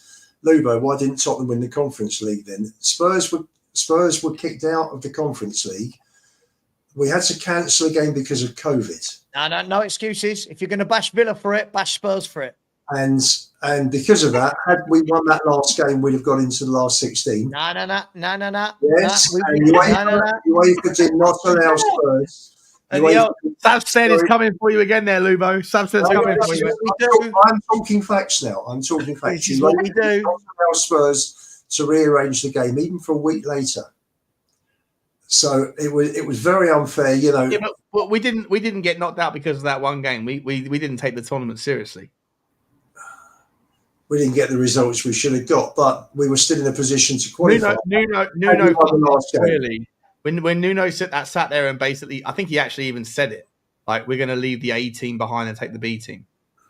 But what are you telling 18 people to get on the plane? You're my B team. And he was already under the cosh, and then Conte carried on with the same. Was it Conte? Yeah, it was, wasn't it? He carried on with the same kind of rhetoric. It was Jose. It was COVID. Jose. Sorry. Yeah, it was COVID. The conference wasn't Jose. Yeah, it was 2021. No, The Conference League. No, the Conference League with Conte. It was Nuno and Conte. Nuno got sacked and Conte took it over. Yeah, but Conte. neither manager did very well in it. You know, it was Conte. Hey boys, listen, guys, I got to jump. I'm actually at the point where I'm a bit drunk. I don't want to embarrass myself, so I'm going to jump off. Thank you for having me, Savva. Great to see you, Lubo. And always. I'll see you tomorrow, guys. Take care. Say everyone. See you, chat. Take care. Bye bye. See you, mate. Yeah, look, Lubo, we'll go for another 5 minutes or so. I just find context very interesting. What I like is I can always tell those that understand English football history and those that don't. We judge ourselves as a big club, but when smaller clubs do good things, we don't want to give them credit for it. But look, Lubo, I think in terms of me predicting where Spurs are going to finish under Frank, if it is Frank, I'm going to wait until I see what the summer brings before I put myself into a corner. Sure. But on the poll so far, only 275 votes. Top 4, 5, 17%. Cup and mid-table, 16%. Top 8, 63%. And Champions League run, 4%. So it looks like most people are actually being quite realistic of realising that we've got a big job here. This manager, whoever comes in, is playing catch up on all the clubs above us. So I think that's quite a good. I think that's quite a good poll there from the people. No, I think it is. You know, as I say, we haven't got the Europa League safety net this year. We're in the Champions League. Yeah. And people, when you take out the Europa League, you're looking at a domestic season this season just gone that was disastrous. So you're now looking at Thomas Frank to rescue that, and hopefully. Last game and see went up a bit too. Should have come and say hello, Jimmy. I'm just a fan, same as you, mate. YouTube royalty, Lubo. That's what you are. Do me a favour. I'm just a fan. Royalty. And sorry, you bloody throw me now. We'll be all right. We'll be okay. Spurs will be okay. It might take a couple of years, but I really think under Frank. And hopefully now Sean's gone, I can say without him butting in, new owners. No being butlerised now last 5 minutes. Hopefully, things are on the up. This will be a good move for Spurs. Let's start with the manager, get him to bring his team in, and let's go from there. And let's see what players we can bring in. Yeah, hang on. Again, sorry, Alex, mate, F off, if I'm going to be brutally honest. Again, I'm sick of your stupid sweeping statements. You prioritise Champions League ahead of trophies, Sav. Come on. I asked if you'd beat ANGE if he finished 4th this season without winning the Europa League. You said yes. Proving my point. Alex, it doesn't prove your point. Alex, there's a middle ground. Alex, no offence, mate. You're a child. I'll call you out. You're turning into a dick every day now. There is a difference between finishing 17th and finishing 4th, right? If my football team finishes 4th, I know that I've got... Lubo, do you understand what I'm saying? If my football team finishes 4th, I know my team is good. I know that the team is set up properly. I know that they are winning most weeks because you've got enough points to get into that top 4. Nowhere have I said, don't win a trophy as well. Nowhere. All I'm saying is I want the trajectory, right? I want to see that my team is progressing. Last year, I did not see that my team was progressing. I saw that my team had a good cup run, right? I am so sick of these children asking me, what about this or that? Stop. Why are we always doing the either fucking or? Stop that shit. I want Tottenham to be a team. I know people like Alex don't understand football and they don't understand tactics, but I want to watch my team, Lubo, and not be embarrassed week in, week out. I think where we all want to get back to where we want to get back to is those few years with Poch where we were in a position to challenge. We challenged for the league. We were there or thereabouts for 2 years. And we were competitive, potentially competitive. I mean, Poch didn't put out his best team in some of the cup games, But if he'd have played the first team, you know that we would have been competitive in all competitions. And that's where you got to be. Listen, we can all win a cup. Ange won a cup. He took advantage. I've got no complaints whatsoever. People have turned around and said, oh, it was an easy draw. The quality wasn't that great. You can only play the teams that are in that competition. So it doesn't matter. It doesn't matter whether you got a good draw or not. If you win it, you win it. End of. But by and large, what all of us want, I think, is for a team that we look forward to going to watch every single week. A team that's hard to beat, a team that's competitive, a team that is going to get you on the edge of your seats, and you're going to come away and you've escaped from life, which entertainment is. You go to a film, you go to a theatre, you go to a concert.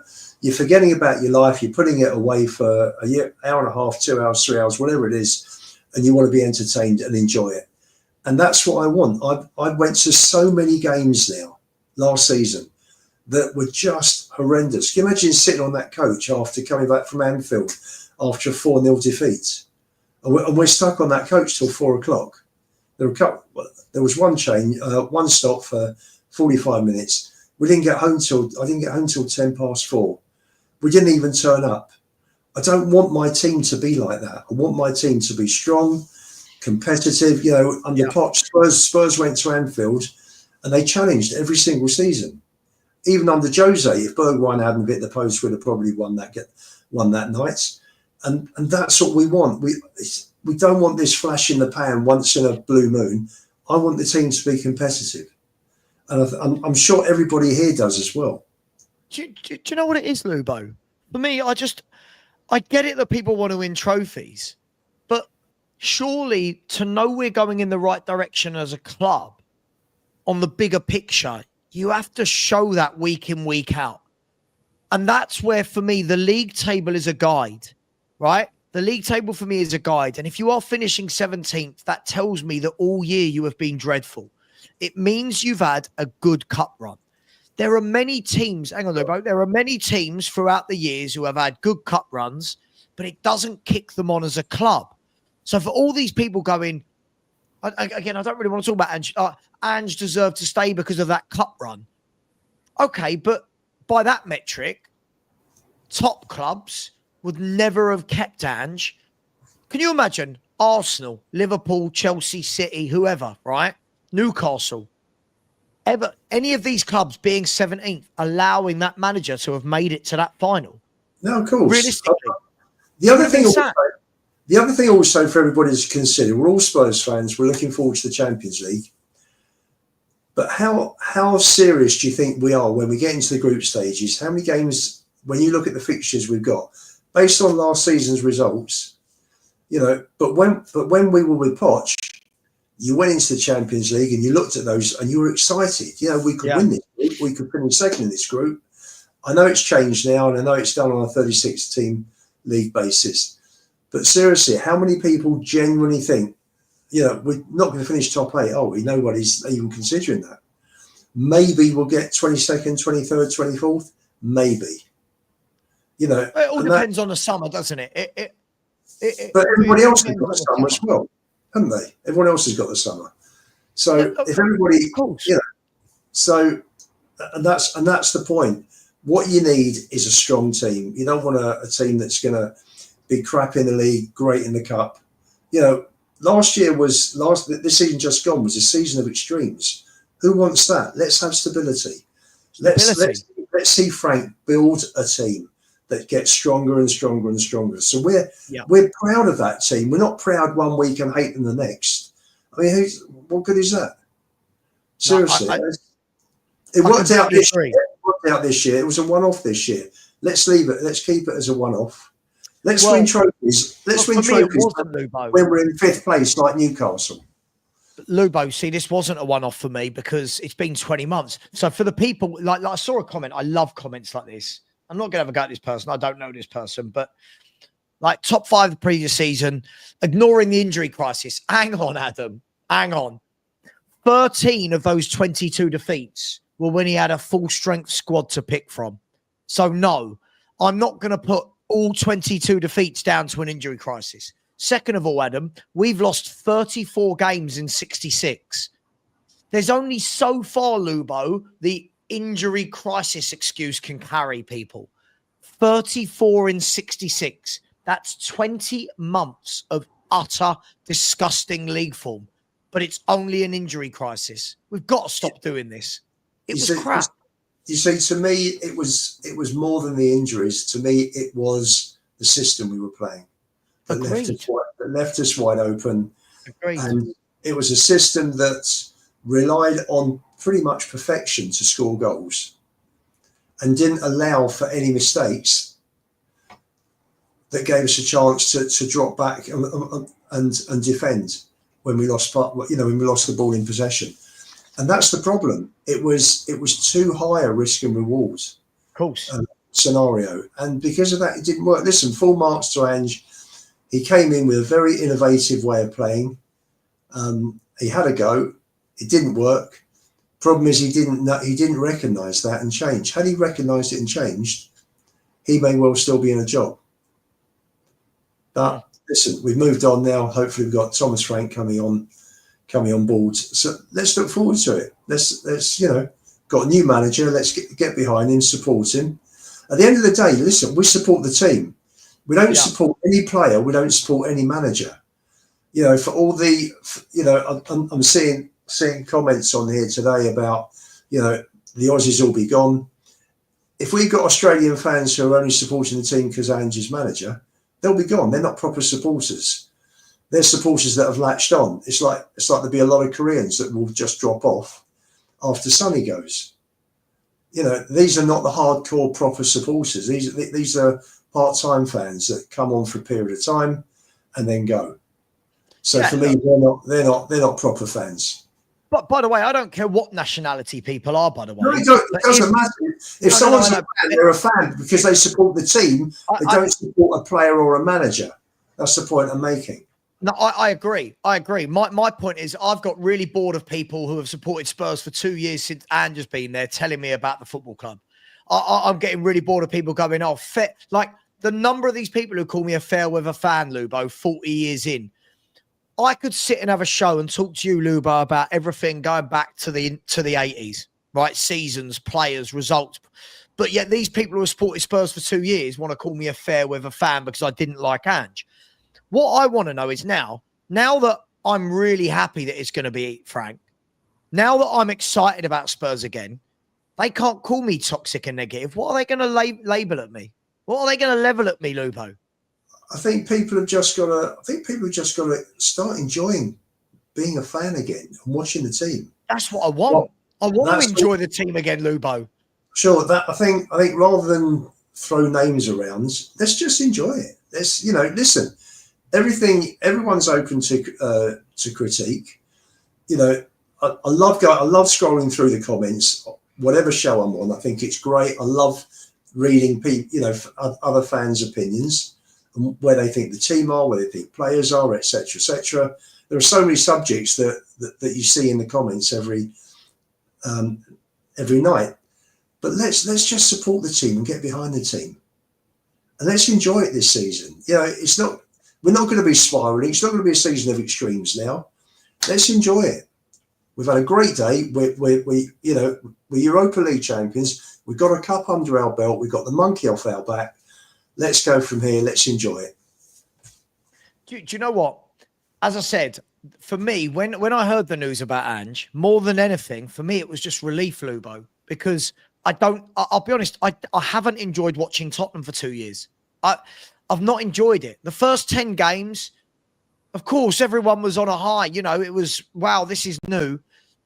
Ever since that Chelsea game, I've not enjoyed watching Tottenham. I think most fans have gone into games. I think realistic fans have gone into games going, how many goals are we going to concede today? How wide open are we going to be at the back? And I don't want to feel like that anymore. So whilst I know that Thomas Frank isn't going to come in and perform miracles, no one will, even Pep wouldn't, I do know that given time, he will get a team eventually that I think Yeah, you've worked with this team, you've coached them, you've drilled them. That's not going to happen over the summer, by the way. I think that's going to take time. That's going to take a number of competitive games to get that right. But for me, I'm excited again to watch Tottenham. I want to see something different. I don't want to see 2 versus 4 on every single attack, Lubo. I don't want to see our fullbacks thinking that they're number 10s. I don't want to see our midfield completely ripped wide open every single game. So that is why I enjoyed the news that he'd been sacked. That is why I'm looking forward to it. Now, what I will say, Lubo, does that mean it's 100% going to work out? I don't know. I can't tell you it's going to 100% work out with any manager. But you know what? I'm more confident that this guy is going to give me something to watch. I'm more confident that this guy is going to not embarrass me every week. I'm more confident that this guy's not going to lose 22 Premier League games in a season. And I don't think we're going to have a cult following with this guy. And for me, that was the worst thing. It just seemed that there were so many Ange fans rather than Tottenham fans. And that really got to me. Sorry, rant over, Lubo. Rant over. That's okay. Rant over. Well, I'm happy. I'm happy. I think it's been, what's going to be nice next season is not getting involved, not seeing all this toxicity. You know, some people are in with Ange, some people are out with Ange. I just want everybody to be in with Thomas Frank. Let's all support the manager. Yeah. We all support and love the club. Let's get behind the manager. He's in charge. You know, we finally won a trophy. Let's sort of go from here. Let's take the club on. Let's see where Frank can get us. Yeah. You know, nobody in this chat here, I'm sure none of the fans are happy. Were happy with 17th position, and everyone's realistic to know that we're not going to win the Champions League, so we're not going to win a European trophy this year. So if you're just taking it and you're looking at it in domestic terms, how are we going to do? It's going to be a big improvement on 17th, that's for sure. So things are going to be better. Let's hope. Listen, if we win a trophy, it'd be fantastic. We get to Wembley for a final, wonderful. But let's enjoy it, and let's just support. I agree. I just want to say, when I see this a lot, right? When I see this a lot, this is what makes me laugh. Let me see if I can find this comment, right? It was, it's the fact it's another rebuild, right? First of all, can we please learn the difference between the word build and rebuild? Rebuild, let me give my definition. Tell me if I'm right, Lubo. Rebuild is what Man City are doing right now. Man City are rebuilding from a team that won Champions Leagues, Premier Leagues, FA Cups. Older players have gone out. They're buying new players in. They are rebuilding. Tottenham have had nothing. We're not rebuilding from anything. Tottenham are 17th in the Premier League. What is it that people think we are building from? We need a build. We need somebody to come in and implement a system. We need somebody to coach. This new manager's coming in. We are rock bottom. We are 17th in the Premier League. What I would call blinding people. So what I would call a rebuild. When Ange came in, I mean, I was asked that summer, how many players would you keep? Seriously, Sonny had a bad year because he was injured. But there were like maybe 4 or 5 players only. I'd have kept Kane, Romero, Bentancur. There weren't many others. Udogie was coming in. He'd been on loan. Basuma came in. Vicario came in. And then he bought Madison. He bought Madison and Mickey. So you had quite a few. You had 5 or 6 players that came into the first 11. For me, that's a rebuild. I'm not sure. For what? No. The squad that Ange was left was really poor. I mean, but we're rebuilding from nothing, Lubo. You're getting the word build and rebuild wrong. You can't rebuild from failure. That's what I called a rebuild 2 years ago. Now, I think Frank's got to come in. He's got a lot of decent players in the squad. The squad is stronger now than it was when Ange took it over. And he's now got to look at it and weigh up where he needs where he needs to bring it to strengthen, and where he doesn't. So it's not a rebuild on this occasion. But what for me, is we're coming into a club that has now hopefully a winning mentality because we've won a cup, and we've got better players than when Ange came in 2 years ago, and we've got a stronger squad. And I know, listen, and some of those players weren't bought by Ange; they were bought in by Paritici or whoever else was on the recruitment, because you had Vicario coming in, Kulu and Benson were there. Udogi was coming in, Basuma was coming in. So all of these players were bought, but came into Ange's team that season. So you had 5 or 6 new players, and that was, for me, the first team was being rebuilt. That doesn't need to happen now. We do need some strikers. I think we're miles apart on this. I think we're miles apart on this. Rebuild for me is actually rebuilding from something that worked. I don't think we can just say we're rebuilt because we got rid of loads of deadwood. We're coming from different places here. Yeah. I just don't understand this notion that everything is a build, right? Top. Listen, Arne Slot went into Liverpool. It wasn't a rebuild. Arne Slot's gone into Liverpool, picked them up and carried on, right, and made them better. I know that's a different level, but I just don't understand this. We finished 17th in the league. If anything, the manager's starting at rock bottom. For me, Lubo, and I know you've said it, this is the worst manager I've ever seen, right, at Tottenham in terms of tactics. The worst manager I've ever seen. So for me, I think Thomas Frank's got a lovely base to build on from the fact that what's he building from? He is building from a wide open gung-ho team that currently don't know how to defend. Right? So for me, he's got it's not like he's coming in and taking over from a manager that's got a really good, well-organised team. He's coming in and going, right, guys, you lot can't defend. Let me sort this out. Right? Yeah, fine. But I do think so. I do think that he's also coming into a team. He's not looking at those players and thinking, do you know what, Christ, I got some rubbish here. They were 17th last season. I agree. I completely agree. So that's, that's the point I will put across. Frank's coming in thinking, do you know what? This lot are far better than 17th. I've got a chance here. And I agree with Scott on this. Ange has convinced these players that the Premier League doesn't matter. But do you know what, Scott? More than the players, he's convinced the fans that the Premier League doesn't matter. Yeah. Right? And the new manager needs to fix that as well for me, mate. I agree with you. The new manager for me, you watch, I bet you Thomas Frank, if he's in a cup run, won't throw league games. I bet you any money you like, he won't. Yeah. Just the way he comes across. Sure. So can I just, Michael George has asked 20 minutes ago, what would a takeover do for our chances right now?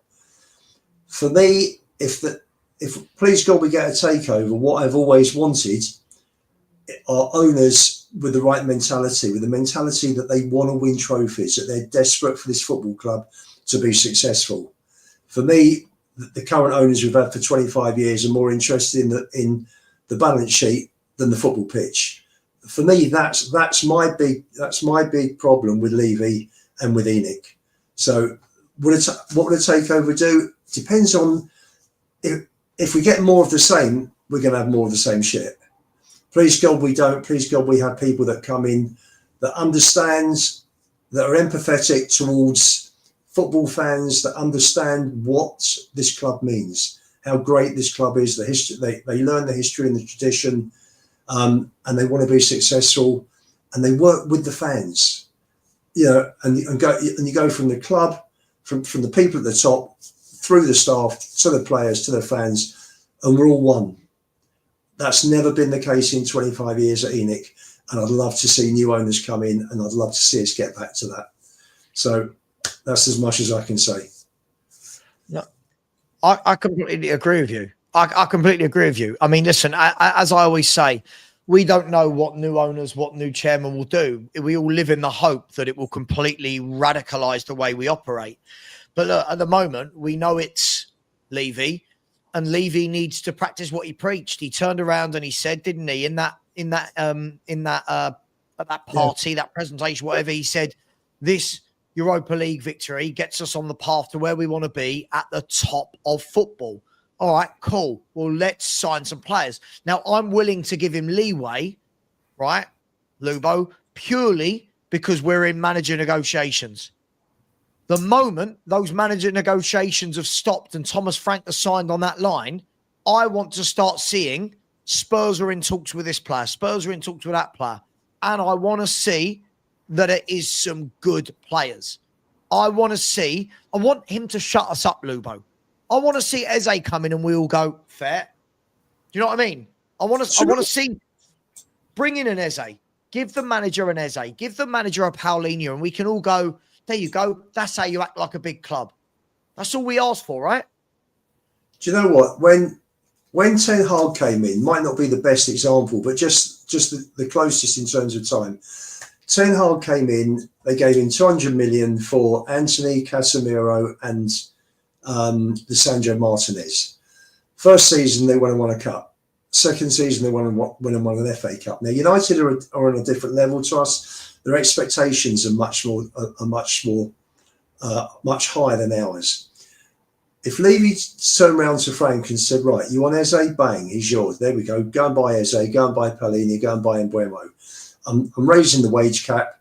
He goes and spends 150, 180, 200 million on those three players. All of a sudden, the whole mood around the ground lifts. You've got three top players coming in, and everybody's really looking forward to it. And do you know what? I would turn around and say, well done, Daniel Levy, because that's what I want him to do for the club. I'm not looking to bash him all the time. I'm bashing him because for me, he's not ambitious. He's got to give something back. ENIC have got to start to give something back to the fans. All they've done for 25 years is take. It's about time they gave something back to us lot. So I'd be delighted. On that, I do not disagree with you at all. By the way, for anyone that's interested, Portugal have just beaten Spain on penalties 5-3. Portugal have just beaten Spain. I think it was Alvaro Morata, if my eyes haven't deceived me, that missed the crucial penalty. Listen, Lubo, there'll be other days. Listen, it's going to be a big... Listen, this is going to be a big June. This is a big June now. We're going to have a new manager announced this week. We are going to sign players, by the way. We are. Whether or not they're the players that we want to see, that's going to be the question. Tomorrow morning, guys, I was going to talk about it tonight, but we've been going for 3 hours. Tomorrow morning, you two need to stop smoking whatever you're smoking. Thank you, Wee Man's World. Thank you. I haven't smoked anything, but hey, Lubo, stop smoking what you're smoking. Guys, tomorrow morning, we are going to be talking about, because I was going to do it tonight, what's his name? I've completely forgotten his name. Yeah, that Fabrice Hawkins has announced that Tottenham have inquired about Evan Ndicka from Roma, a player that we were linked with 2 years ago when he joined there from, I want to say Frankfurt. Possibly. Anyway, so Ndicka, Roma, apparently a lot of these Italian clubs are struggling financially. A left-footed centre-half that can play in a back two or a back three could be very good for a Thomas Frank. We'll talk about that tomorrow morning in the show. I will just get these super chats done. Moose City, thank you very much, Moose, has said, just to add to the Frank talk, who are 3-4 players you would want to see him bring in, and who are 3 players you think he is fine to sell? Just quickly, for me, I would like to see someone like Hjulmand come in as a midfielder, or a Paulinho. Eze, I always go back to him. I think he's that stardust that I think we deserve as a fan base. I think he's the one that will get the fan base off their seats. I would like to see people like Ndicka. I think he's a good defender. I think I'd like to see players like that. And I'd love to see an Mbeumo. I know it sounds such an obvious list, but I'd like to see Spurs go and take him from under Man United's nose. Lubo, just quickly, a few ins and outs that you would like to see. Going Richie, staying Romero, coming back in Solomon. Like to see him given a chance. I think he had a great season at Leeds. I know it's championship level, but he brings something that the other wingers don't. I just want to see Frank improve the players, which isn't going to be hard, to be fair, based on performances, but improve them as players. because there are players who have underachieved, underperformed this season, and I will see Frank take them back to their level and then take them on and improve them further from where they were pre-Ange. So, you know, Basuma, everyone was really excited when Basuma joined 2 years ago. Yeah. He's had 2 years with Ange. For me, you know, someone said to me, who's been your biggest disappointment player-wise under Ange? And I said straight away, Basuma, because compared to what I used to see him and at Spurs when he came down with Brighton, came down in the FA Cup Boster game. I think Spurs won, but Basuma was brilliant that day. And I just want to see players improve. So for me, it's open book. Bellini, Eze, and Buemo would be a great start. Sonny to go. I think it'd be nice to see Sonny leave on a high. I think he's been a fantastic. I think he's been brilliant for the club. He has lost it a little bit. I think also he suffered because Kane was such an influence for his game. I'd like to see Sonny go out on a high. Solomon come back. Mikey Moore given a chance.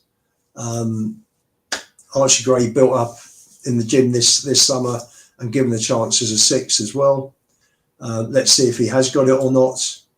And you know, but Frank newly bought him at Brentford. We nicked Gray off Brentford, so I can see Frank giving him a good opportunity.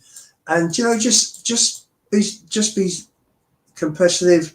Don't lose the games that we used to lose. You know, let's not be wide open, and let's enjoy the game. As you said, Eze will be someone to get you off your seat. At the moment, there's nobody that plays that you walk in and you think, wow, I'd love to see him. Really there's no one that when the ball arrives at their feet, you go, oh, hang on. Yeah, no, absolutely. Big up, Moose. Thank you very much for that. Really appreciate that. Big up to WNF Goals, who said Frank is a fantastic. No, he hasn't. Probably help if I read it properly, wouldn't it? Frank is a football scientist compared to Ange.